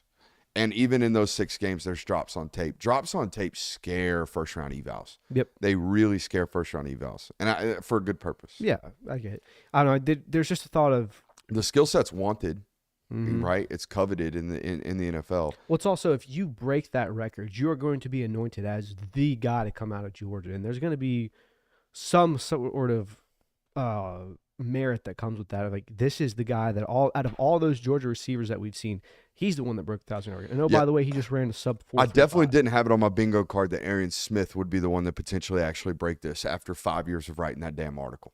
Yeah. I mean, we've had that one in the damn drafts for It's 5 an years. off-season must. It is an off-season must. Will this be the year Georgia has a 1,000-yard receiver? Will this be the year? Will this be the year? Will this be the year? Could be. It's Looks like he's tracking for shaping it. up like it could be. Certainly on track. Or track it. Yeah, you're right. Tracking for it. We shouldn't say on track. All right, 3 things that win Georgia this football game, boys. And let's take it nice and slow. Okay. Let's give them 3. Just take a nice little cruise on this one. Get on the lazy river. Let us see where it takes you. All right. Who wants to go first? I don't know. I'll tell you this much, though. I've been sitting in this chair way too often lately, and this is not the professional approach to do the rest of this show.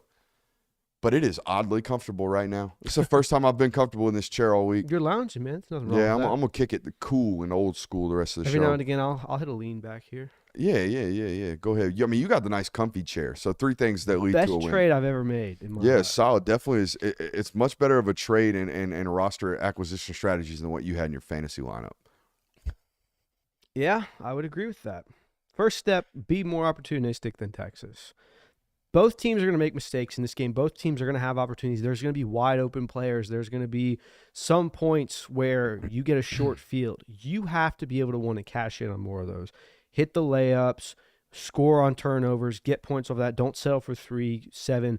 That's one of the key ways to do it because you're going to make mistakes in a college football game. That's one of the beautiful things of college football. Most teams don't ever play this perfect buttoned up, no mistakes, no opportunities game. If you're more opportunistic than Texas, you have an absolutely great chance to win.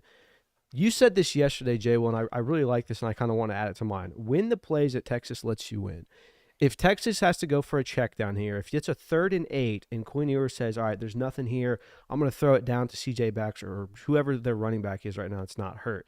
Get there and tackle him. Get off the field. If it's 4th and 5, don't have a penalty, that late roughing the passer or something like that keeps them going. If you let them win, if they let you win a play, win that play. Don't give it back to them off of some foolish penalty or I'm not sure what the hell that was. But I hope that was fun. So win more plays in Texas. And then this one, this is the absolute killer stat that I think You know what that need. was? What was that? It was me trying to give the visual audience something to laugh at and leave the audio audience completely out of it going, They're why'd still they giggle? Yeah, I mean they're still doing that. Don't worry. Okay, go ahead. Third one, this is the most You're important. already on 3? Yep. Cool. Score 30 points. You think that's the That's it? benchmark? You think the benchmark's 30? Let me read you some stats. Oh. Steve Sarkisian has been the Texas football head coach since the 2021 season. In that time, he has lost 14 games as their head coach.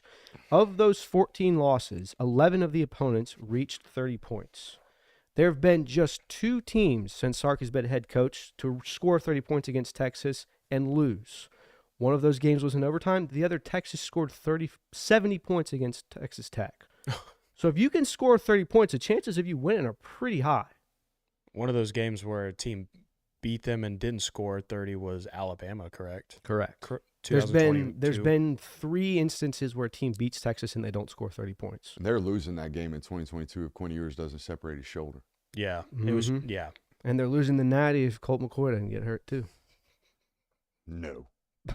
I just love triggering Bama fans with that one. But yeah, no, 30 points. You know, like we talk about how That's a neat stat. it is, because I was thinking like, what is the baseline here that most times you can beat a Texas team? We always think about, you know, you're gonna have to win a shootout with them. You're gonna have a high flying offense, outlast them offensively.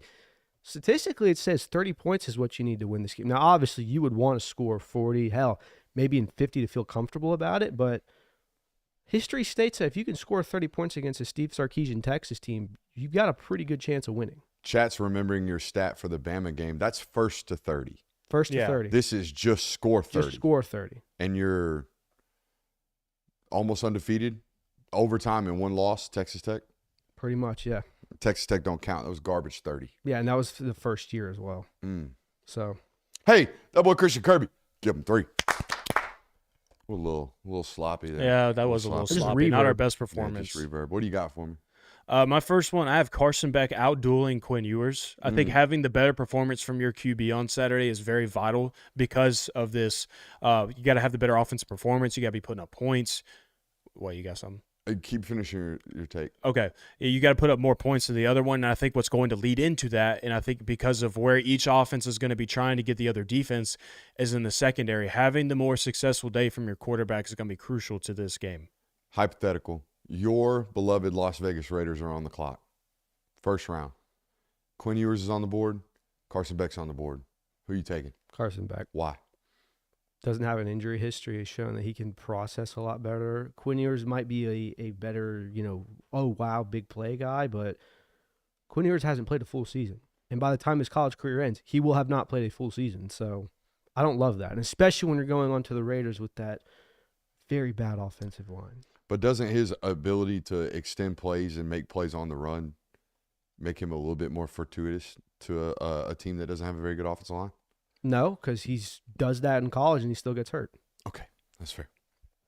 Just felt like I'd ask. No, that's fair. It's a good question. I appreciate it. Go ahead, number 2. I'm definitely terrified I'm going to be listening to Perfect Timing a shit ton come draft night. Oh, that's Shadur's song? Mm-hmm.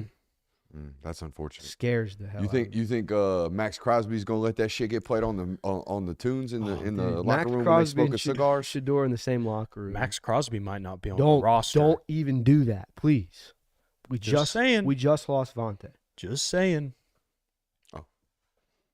Oh Look at the Charles Hubert. man, now I'm sad again. All right, number Is 2. that Herbert or Hubert? Hubert. Hubert. Paris. Number 2, defensive line creates panic in the pocket. You kind of got into this about how if Quinn Ewers is having to throw off platform, if there's things falling at his feet because the defensive line is being disruptive up front. The real key, though, is you have to be disruptive without letting him just escape out of the pocket. I think it's okay if he gets out of the pocket, but you got someone right on his heels. I think that's okay. But what you can't have is you collapse down on the pocket, Quinn Ewers squirts out of one of the cracks, and then all of a sudden he's out by himself on the right side of the field, and he's throwing a bomb down. I knew that was going to make you How guys you gonna laugh. throw it up? My last one, though, I have is flawless eye discipline from the defense. With so many moving parts on Texas's offense and knowing what happened last week against Mississippi State, where guys' eyes were in the wrong spot, they just weren't in great positions. It is so key to do this weekend because not only is it because when that happens to you against Texas, there's a very high possibility, like a 90% chance that play is going to go 90 yards or 80 yards or whatever. It's going to be an explosive if you get put in the wrong spot here. So making sure you're in the right spot, making sure you're doing your job, making sure you're doing your 1/11th, and you got your teammates back over the top. That is crucial for me. I think those are the three things Georgia has to do to win the football game. Apparently it's French Uber. Uber. I don't think you roll your R there. Uber. Uber. Hey, that boy J. Will. Give him 3.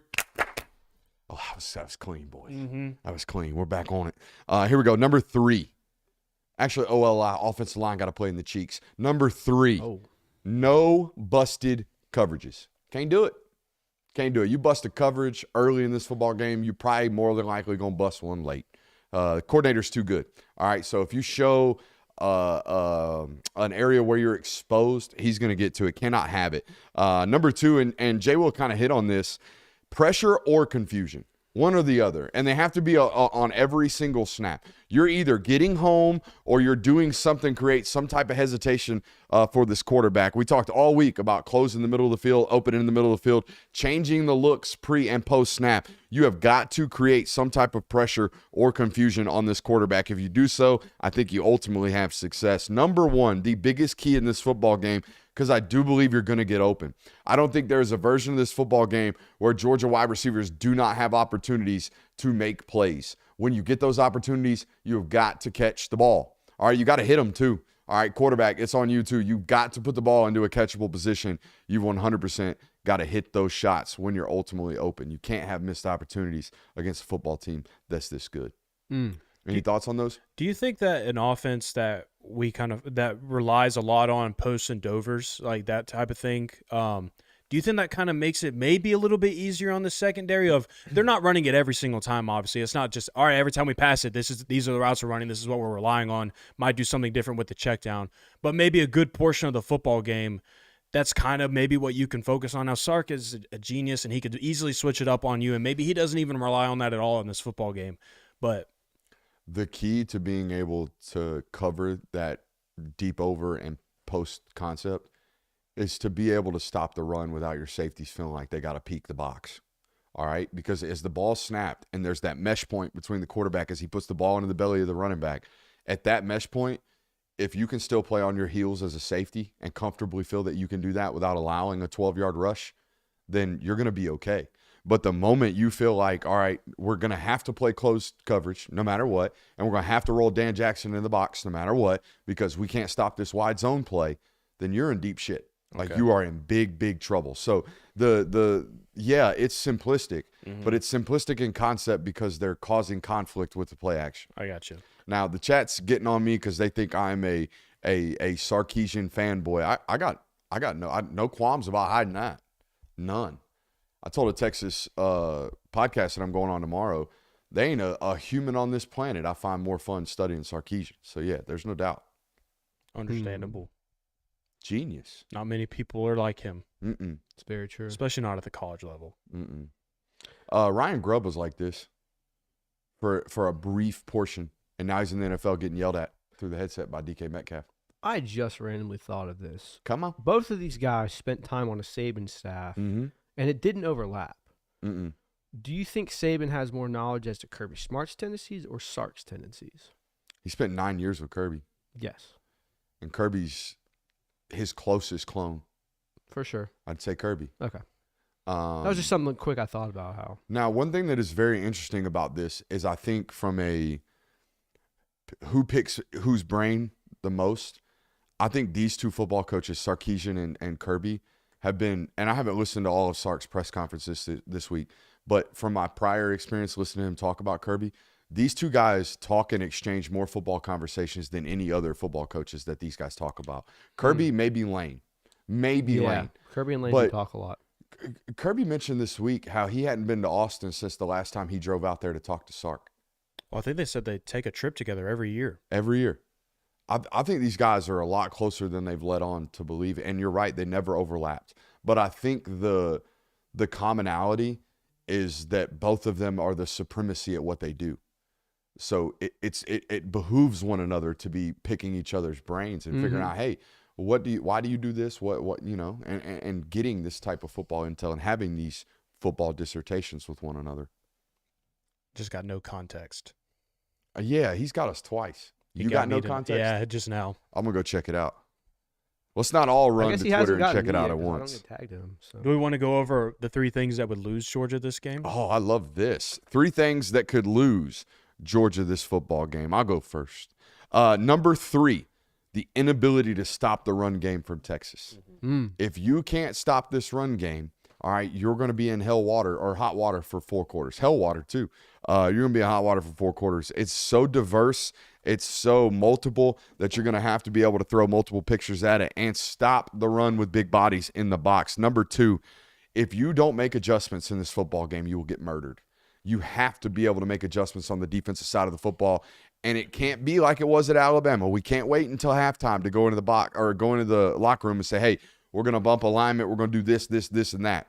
It can't be that long. It's got to be in between drives, hell, maybe even during a drive, okay? Because if he finds something that works, he's going to beat you over the head with it until you're under the ground 6 feet deep. Number 1, constant pressure on Carson will lose this football game.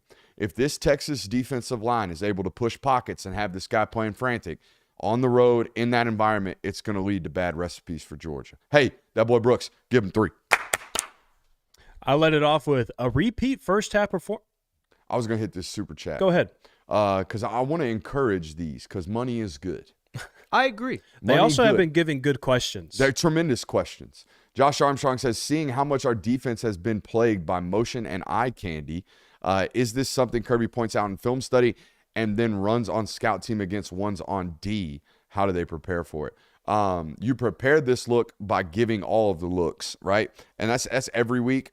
But I think the Sarkisian prep is different than any other prep because you have to prepare for something you haven't seen on tape, right? So as a defensive coordinator, when you're drawing up your scout team playbook this week, you're going to draw up hypothetical winners off of stuff that they've already put on tape because you have to assume, right? Good coordinators do this at least. You have to assume that at this point in the season, they've played nobody, right? Everybody knows that. And they haven't played a close football game, which means they haven't had to really deploy or use their full bag of tricks. So as a coordinator, you have to get really, really creative this week, even in your prep. So we have to prepare for this mass overload of formations, alignments, motions, run scheme. We have to prepare for all of that. And we have to somehow be creative enough to prepare for something he hasn't put on tape. That's what makes this really, really hard to do.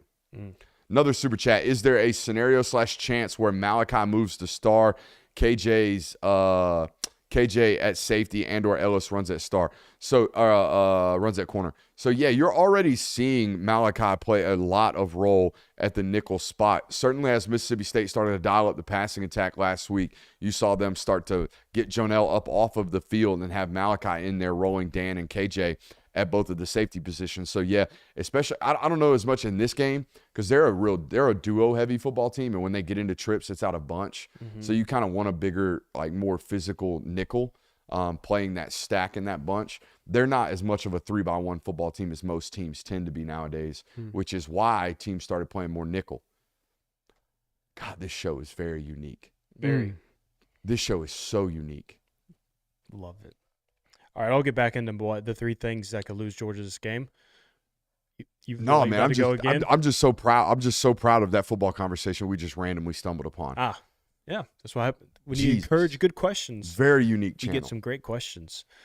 First one, a repeat first half performance akin to the Alabama game. It doesn't even have to be 28-0. It could just be a simple, you're starting off slow offensively, defense is giving it up, and Texas jumps out quick, like multiple scores very quickly in this football game, and it unfolds. I don't think that you can – it's great that you were able to come back the first time. Your odds of doing it again on the road against another really good team, I don't like your odds there. So you can't have that happen. Can't have a slow start on both sides of the ball. Number 2, you said Texas's run game being a factor. I said Texas's run game is a difference maker. I don't even think that it would have to be maybe the best part of their offense on Saturday, or maybe you're even struggling to just stop it completely. But if Quinn Ewers is having a great day and you're adding on to the run game being pretty much unstoppable too, I think if it's a difference maker, that's what's going to crush you. Like if that's where they're finding their explosives, if you're hindering them getting explosive plays in the passing game, but they're just absolutely dicing you up in the run game, creative explosives there, you can't have that happen.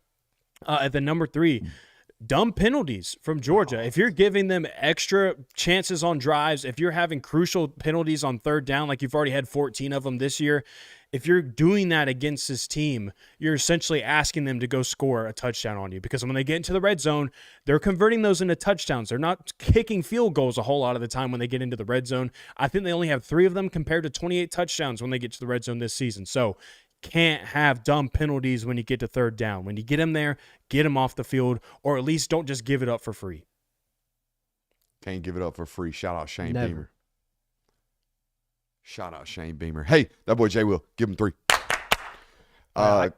We had an overlapping one, Jay. Well, I also said extending Texas drives with penalties is going to kill you. If you get off the field on a 3rd and 10, and oh, by the way, turns out you had a roughing the passer or a pass interference, okay, extend the drive. You only need really 2 of those to make a massive difference in the game. So extending drives with penalties is going to be deadly. Having the field constantly flipped against you as well, I think, is bad. If you let Texas get past the 15 multiple times, even if they don't score, they have the capability to pin you inside your own 10. You do not want to keep starting drives out from your own 10 inside your own 15. You would like to have some drives start at the 30, hell, even maybe in positive territory. So that's going to be key to not having it happen. And this one's obvious. We've talked about it all week. Missing your layups. If you can't connect on wide open downfield shots, if you have drops, if you have a 3rd and 5 that you need to convert and you got a wide open wide receiver, Carson can't get the ball there or someone can't catch it, you're going to lose this game. So that one's pretty self-explanatory. Fair stuff. Hey, that boy Kirby, give him 3. My bad, dog. Just didn't get my 3. Kirby's record versus number 1 ranked teams. This was interesting. So you would think, with as much as Kirby Smart has rubbed elbows with some of the top premier programs, with as many times as the Bama story played out, you would think Georgia's played the number 1 team a good bit, and they really haven't. There's only been 3 instances, and Kirby Smart has a 2-1 record against them, and he's won the last 2 games. The most recent was Tennessee in 22. We obviously know what happened there when they came into town and you completely dominated them. The one before that was Alabama in the Natty. That was after Alabama beat you in the SEC championship, took the number 1 ranking in the college football playoff. You won that game to win your first Natty in 41 years. And then the one loss Kirby Smart has is in that 2018 SEC championship game when Jalen Hurts came in to score 14 unanswered and put the Tide up. So you have 4th quarter leads in all of these games? Yep. Okay. Not a bad record. Now, It's not. You mentioned he spent most of this time as the number 1 ranked team. Mm-hmm. So this is very rare for him. Also doing it on the road. That's also very unfamiliar territory. But going into that, when you're the number 1 team and there's divisions in the SEC, you're not going to get a whole lot of opportunities to go play another number 1 team in the country on the road because you're dominating your own division so constantly. Correct. The thing that surprised me most about this was I was thinking, 2019 LSU, definitely number 1. They were ranked number 2 when they played in the SEC championship game. Who was number 1? Probably Clemson or Ohio State. Yeah. How do you? I don't know. That's a whole nother rant that doesn't need to happen shoot now. the messenger. I just give you the statistics. Did people not think they were real after they beat the shit out of Tua? I mean, my gosh. Didn't they? Well, They broke Tua in half and won by 2 scores, didn't they? I believe this was somewhat on the heels of a lackluster win against Auburn. Yeah, they beat Auburn Yeah. 23-20. but still. They don't have to talk. With That is AP. insane. That is insane. Absolutely insane. Would have lost that guess 100 out of 100 times. I thought for sure they would have been number 1. They were not. Chat's having the conversation of who am I a fan of. Boys, who or what am I a fan of? Good football teams. Just good football. Good Don't even got to be football. good football teams. Good football. Just good football. And this is not a shtick. This is the reality of the situation. I used to skip class in high school to listen to Dan Patrick. All right, his podcast will upload every single day at 1:30. He's a 9 to 12 guy, and they would upload all 3 hours every single time at 1:30 Eastern Standard. And I would leave class, I would skip on purpose, check myself out, go sit in the truck and listen to Dan Patrick. And Dan Patrick is Mr. Do it by the book. And I remember him having this discussion on air about how you kind of got to dump your fandom when you do this. If you want to do this, you've got to figure out a way to separate yourself from emotions of this sport or emotions of whatever you're covering. And at the time, I didn't know what I wanted to do. I was 14 years old, but I knew that I loved this. I loved radio. I loved all of this. And then you go on and play college football. And during college football, man, on Saturdays, I'm busy getting my own brain beat in. I ain't got no time to care about nothing. So for 5 years, the only football games I got to watch were the games that were on either on Thursday nights and Thursday nights I was busy doing you know what. And on Friday night, I was in a hotel. And if I was in a hotel, I was watching a football game, but I really wasn't. I was preparing for my own. So you go through this time period of almost like 7 or 8 years where I still have tremendous amounts of love for football, but I don't have it, singular on anything. And eventually I lost it. But I'll tell you what, I've never gotten more happy watching football than when you can feel it and how much I love the sport when I'm on that board and when I'm talking about it. That Texas clip today, that's me loving football as much as you love football when Georgia scores a touchdown. Listen to this today. I'll never forget being in my garage watching that LSU SEC championship game and watching Chris Smith on the All-22 take a key step before the snap because he recognized based off the formation what was about to happen. He jumps the route, tips the ball off, Smile Mondon picks it off, and it looks like an incredible instinctual play, but it's really a play that he earned because he worked hard in the film room. I get so excited for that type of stuff, and that's what I love. That's what makes me giddy. That's what gives me the goosies. Yeah, I mean, it's easy to tell, especially now that I'm in the studio every day and we're breaking down film or you're breaking down film. It's easy to feel that. I mean, it's constant no matter who we're watching, whether it's Oklahoma defense, whether it's Alabama or Vanderbilt playing Alabama. I mean, you can tell that's what brings the joy. That's where the fandom is.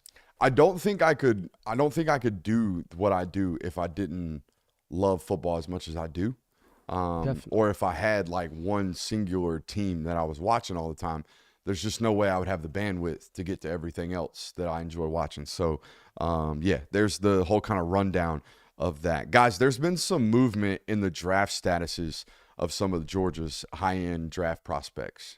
Okay, going into the football season, Carson Beck was pretty much unanimously quarterback one on most NFL mock drafts. I know, mock drafts. Who knows? They're always wrong. Speculative. They're speculative, but they're also they might not hit where players are going, but the range, that they end up getting selected in is pretty accurate most of the time. They've gotten pretty good at this over the years, getting intel from different, NFL organizations and where their boards are. Carson was number one going into the year. Right now, guys, he's fallen down to about the 9th overall draft selection, which places him as either quarterback 2 or quarterback 3. The two quarterbacks that are often picked in front of him at this point in the season are Cam Ward and Shedeur Sanders. Let's pause for a second and give some analysis here. Thoughts? Well, we kind of had this conversation during the offseason of, is it better to not be the first quarterback taken off the board? So while the money is significantly better if you are the first name taken off the board, and it puts a lot of attention on you, and that is a great accomplishment to add to your resume as an athlete. I mean, we've seen the track record of number 1 overall picks at the quarterback position, how they have panned out, and it's a no-brainer in the sense of whoever has the first overall pick, unless there's a trade. Shit squad. Yeah, you know exactly what you're walking into. There's a reason why they have the first overall pick, where if you fall back into that 9 spot, there's a good chance where, and I think people don't realize this about the NFL, of how many organizations and how many teams are just one player away. And I think that's why it's constantly so competitive, and why there's so many close games every single week, because it can be that minuscule of a difference at the NFL level, and especially at the quarterback position. The Atlanta Falcons are an example of this right now. Of they have a competent quarterback right now, a quarterback that can play good football. Now they're in winning positions and they're winning football games. Sure, they added some people via free agency, but that's no different than at the college level as well. So while Carson Beck may not end up being QB1, it may end up being better for his career. I also think that there is still a world where Carson Beck is QB1. Carson Beck fell out of these rankings, one, because I don't think anyone really expected Cam Ward to have the explosive season that he is, the dynamic season that he is. And we all knew Shedeur Sanders was going to be somewhere around this the entire way. It was always neck and neck between these two. I think people have kind of come off Carson Beck, one, because of the really poor showing in the first half of the Alabama game.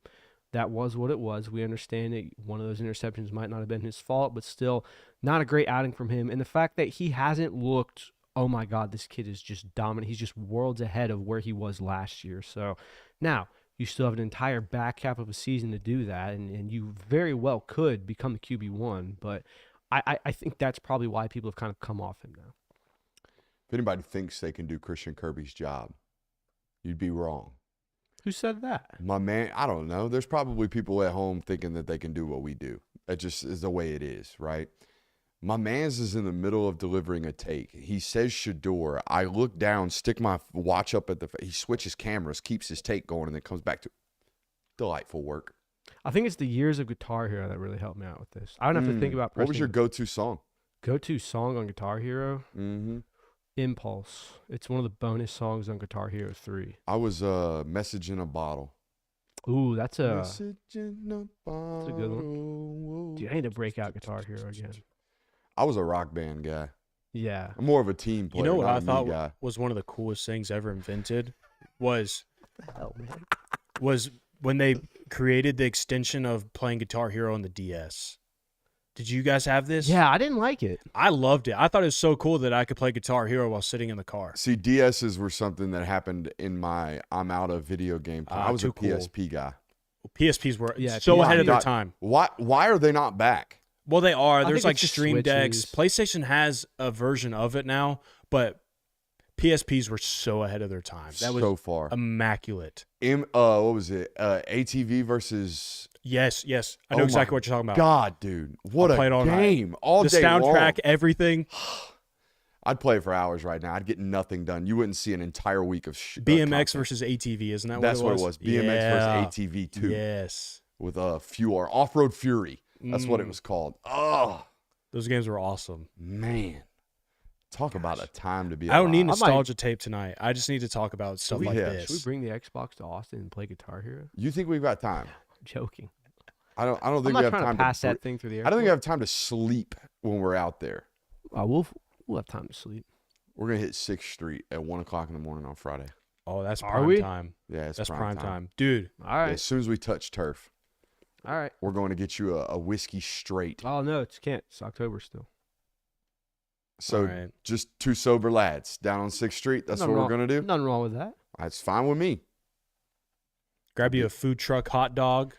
Go have a time of your life in one of the Nothing bars. better than street meat. Excuse me? Oh my gosh. Uncontext guy, clip that right now. Oh my. We're putting them to work. Oh my gosh. You don't like street meat? No, I can't say I have. That Nashville hot dog hit. Oh, last yeah, time we man. were out That there. Nashville hot dog Oh, did yeah. look good. Mm. So yeah, you are about that street meat. It looked good. I didn't try it though. We've got a nostalgic tape for you, by the way, whenever you want. Oh, let me pull But we that can up. also, we haven't finished talking about it. Oh, yeah, we haven't Yeah, talked- this yeah, we draft haven't. stuff. Malachi was safety 1.5, either 1 or 2 going into the season. His draft stock's actually increased. Has gone from the 21st overall selection to the 14th. This was interesting to me because I Yeah. think we've all collectively agreed that there have been Malachi Starks has played some of his worst games this season. I think it. Sorry. Go ahead. No, I was just saying, why do you think it's going up? Who's the other safety Yeah, in college that's football? I had this conversation with somebody in the building yesterday. I It's was not like, that Malachi is playing his way up the draft stock. It's that safety probably thin this year. So if you want one and need one, most of these scouting departments are in the pre-portal stages because we're a month out from the portal happening. So a lot of scouting departments are having to go through and siphon and place grades on basically everybody. This is a Bill Belichick method, right? Belichick used to evaluate every single potential free agent. Even if he had no chance of signing him, he would still evaluate him so he could place like a grade of where his market value seems to be for that player versus what the rest of the league feels of them. So most of these scouting departments in college football right now are doing what's called pre-portal scouting. They're having to go through, and I was talking to somebody yesterday about Malachi's performance, and I was like, it just hasn't been what it normally is for this guy. And the response was, you should look at the rest of safeties in college football because safety play right now in college football is some of the worst it's ever been. and Is they're there a becoming reason for that? I think it's getting more attacked, right? I think there's more offenses, especially like they're RPO based, right? And that's not new to college football. But I also think a lot of these offenses are starting to predicate deep shots more on the middle of the field yeah. as opposed to just living on the outsides on the hashes. And again, going to the Falcons, look what happened when they got Jesse Bates and Justin Simmons. You got two really good safeties, and it's helped you tremendously. Heck, just getting Jesse Bates last year, that was a tremendous help for the Falcons defense. Dave Mira freestyle BMX. Oh my God. I had that one on PlayStation. The OG I was PlayStation. also a big Tony Hawk guy. Yeah. Tony Hawk was elite. Always. I had it on the N64, I had it on the DS, and then I also had it when I got older. And then if you want to move forward after Tony Hawk, there wasn't a good skate game until Skate 3 came out. Skate 3 was great. Skate 3 was elite. I never got big into the skate video games, I don't think. Oh, Street Meat already on social media. No, Love it. saw it coming. It's quick. Now if we can get him to start clipping I was about to say beneficial clips Same for the note. show. Same note. Same note We need another alternate account of just good takes. yeah. Film Guy Good Takes. Properly named. Michael was Edge 2 going into the year, which was about anywhere from 4 to 6 overall. He's dropped to number 19. It makes sense with the injury. Yeah, Yeah, it's tough. injury, and then but also it was like going into the season, the discussion was James Pierce or Michael Williams. That's who you're taking. Yeah. If you're needing an edge. Both of which have not really had Haven't been great stellar statistical this year. seasons. Neither one has just exploded this year. Kind of what people were thinking they were going to do because James Pierce was unstoppable last year for Tennessee. This year, both of them just kind of staying where they were at almost. Like the evals kind of just stay the same. Now, what if Michael has a sack in every game for the rest of the season? Awesome. It'd be great. Do you think he's right back up? Do you think Yeah, I mean, potential first overall? That would put him at like 12 sacks this year. Yeah, he would be the first edge off the board. What was I about to do? Oh, I know what I was about to do. 540 people watching, only 178 likes. You know what this is an example of? This is an example of you assuming that your teammate's going to make the play. You need to make the play. I need you sprinting through the line. All right? Not to it, through it. Hit the like button. Let's hit nostalgic tape. Face the wall. No high school game for us this week. Damn, really? Yeah, we're gonna be on the road, headed to Austin, so that'll be fun. Chat wants to know who's going to drive more. I think that's pretty obvious. I'm willing to drive. You were talking about taking nap times, bro. Willing and able are two different. You don't think I'm a good driver? What do you mean? I mean, at least it's the rental car. If it were my truck, it's 0% chance. You don't trust me? Are you like that? All right, You just it's don't pulled trust up people now. with your vehicle? The last person I let drive my truck was Oh my! You let a guy go from driving a Mustang to driving a fully lifted truck. On me? Yeah. 100% on me. That's a bad job But scouting. It's 4 o'clock in the morning on Mississippi roads, headed to Starkville. You had no option. None. I figured he could keep it in a straight line, no different than the 17 hammered people we saw. Your mic is dragging on the ground, by the way. That's a good shout. At least this time I told you beforehand, and we didn't go the entire. Look, all I'll 28 say- minutes. all I'll say is Yeah. if you- 28 minutes. That was All not I'll say is good. if you get tired and you need someone to relieve you, I'm more than willing to. That's Todd Gurley. Yeah, The gate's so noticeable. it is. The gate is so noticeable. I didn't think I would get you with this one, but honestly, this is We just probably- wanted to watch it. Yeah, Yeah. Watch This it. is what I've watched probably the most out of any. Dude, he's the biggest guy on the field. So He's big. the biggest guy on the field. There ain't a D tackle bigger than him. Oh my Lord. I think that was the scariest thing about Todd. He's like 6'3". Yeah, Yes. he's not a. He's He's not a small person. He's like. He's obviously not this big, but he's kind of Derrick Henry-esque in this sense. Way better short area Correct. on this guy. Little smaller, but I'm glad we're having this conversation because it brings up a talking point that I get to stumble into now. So I know you shared it in the chat, Kirby, that Nick Chubb did one of the Players Tribune articles, and he's talking about his journey from high school all the way up to the NFL and whatnot. But in the article, he mentioned that one of his motivating factors in high school was that Georgia fans were saying he needed to play fullback because they already had Sony Michel. I want to find the Georgia fans back in 2012 that were saying Nick Chubb was a fullback. idiot. Who was making that take? Nick Idiot. Chubb noticed it so much that you guys were saying this. Y'all really motivated Nick Chubb into becoming one of the greatest running backs in Georgia football history because you said he was a damn fullback. It's crazy work. We need him to be Sony Michel's fullback.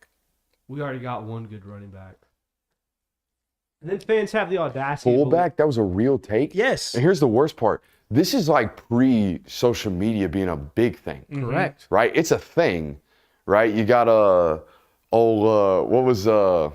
running back, Isaiah Crowell. Oh, He yeah, had yeah, Crow Nose. I think that was the first like trolling Twitter account I ever remember. Crow Nose. That was about it. But yeah, this must have been a very vocalized take for him to have was. grabbed to it. I mean, these are the same Georgia fans that have the audacity to say, "Oh, we need to bench him. We need to start him." You know what I blame this on? Who? This is pre-Film Guy Network. I thought you were gonna say Mike Bowie. Lack of education. Lack of It ain't your fault. Your daddy didn't teach you. I did think it was interesting that in that article, Nick did say that he does read what people say on social media. Despite him being a quiet person, very business mode, he does kind of pay attention to that stuff. But obviously, he uses it in the right place. I think this was still when hurling was against the rules. Oh, in high school. There was a period in the GH. Oh, coach, we got a whole team with tucked in jerseys getting stomped. Oh man, 54 ain't got a damn chance. Oh man, that's so sad. You know, these kids tell their parents or tell their family though that they got dubbed up by Todd Gurley. Yeah, it's the same way I. It is great though that on a night where you did get drubbed up by somebody, you can flex that.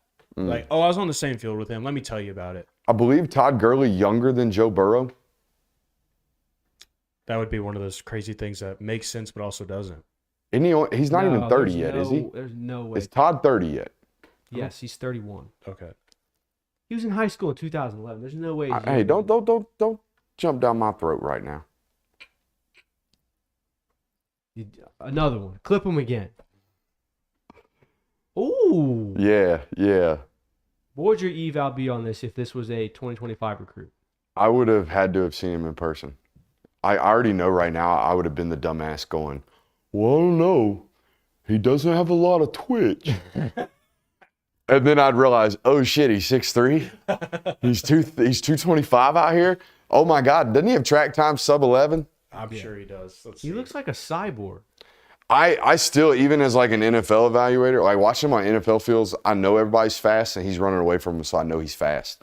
But his running gait never looked like it had immediate life, but it does. He ran a 10.7 in the 100-meter. That's so stupid. That's insane. He ran a and so- 13.6 in the 110-meter hurdle. So I would have stamped him based off that. Yeah. I would have avoided even contemplating what it looks like on tape. But I would have, off that first clip, I would have been like, oh, because I just did it. Oh my God, he's way bigger than everybody else. Yeah. He's so big. I thought you just said something about pad height. Oh no, he got that all the way through his pro career. He runs too high. Yeah. Yeah, I mean, it doesn't matter. Doesn't matter. No, not when you're this big. It didn't matter for Le'Veon Bell either. Man, is it a what could have been? Because he, I mean, no, it's Absolutely. not. Yeah, it is. Dude, he made $80 million in the league. He was the highest paid running back for Could've 4 been years. a Hall of Famer. Yeah. he could've was been a on Hall track of to Famer. be one of the greatest.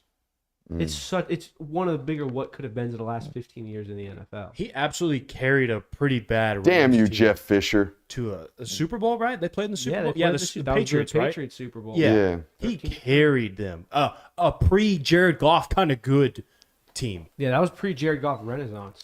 That game plan from New England in that football game was so hilarious. Do y'all remember what they did? I don't, because it's the one Super Bowl I've never watched, and I was like, man, I'm glad I didn't get to Really? watch it. Why'd you never watch Had that to one? work.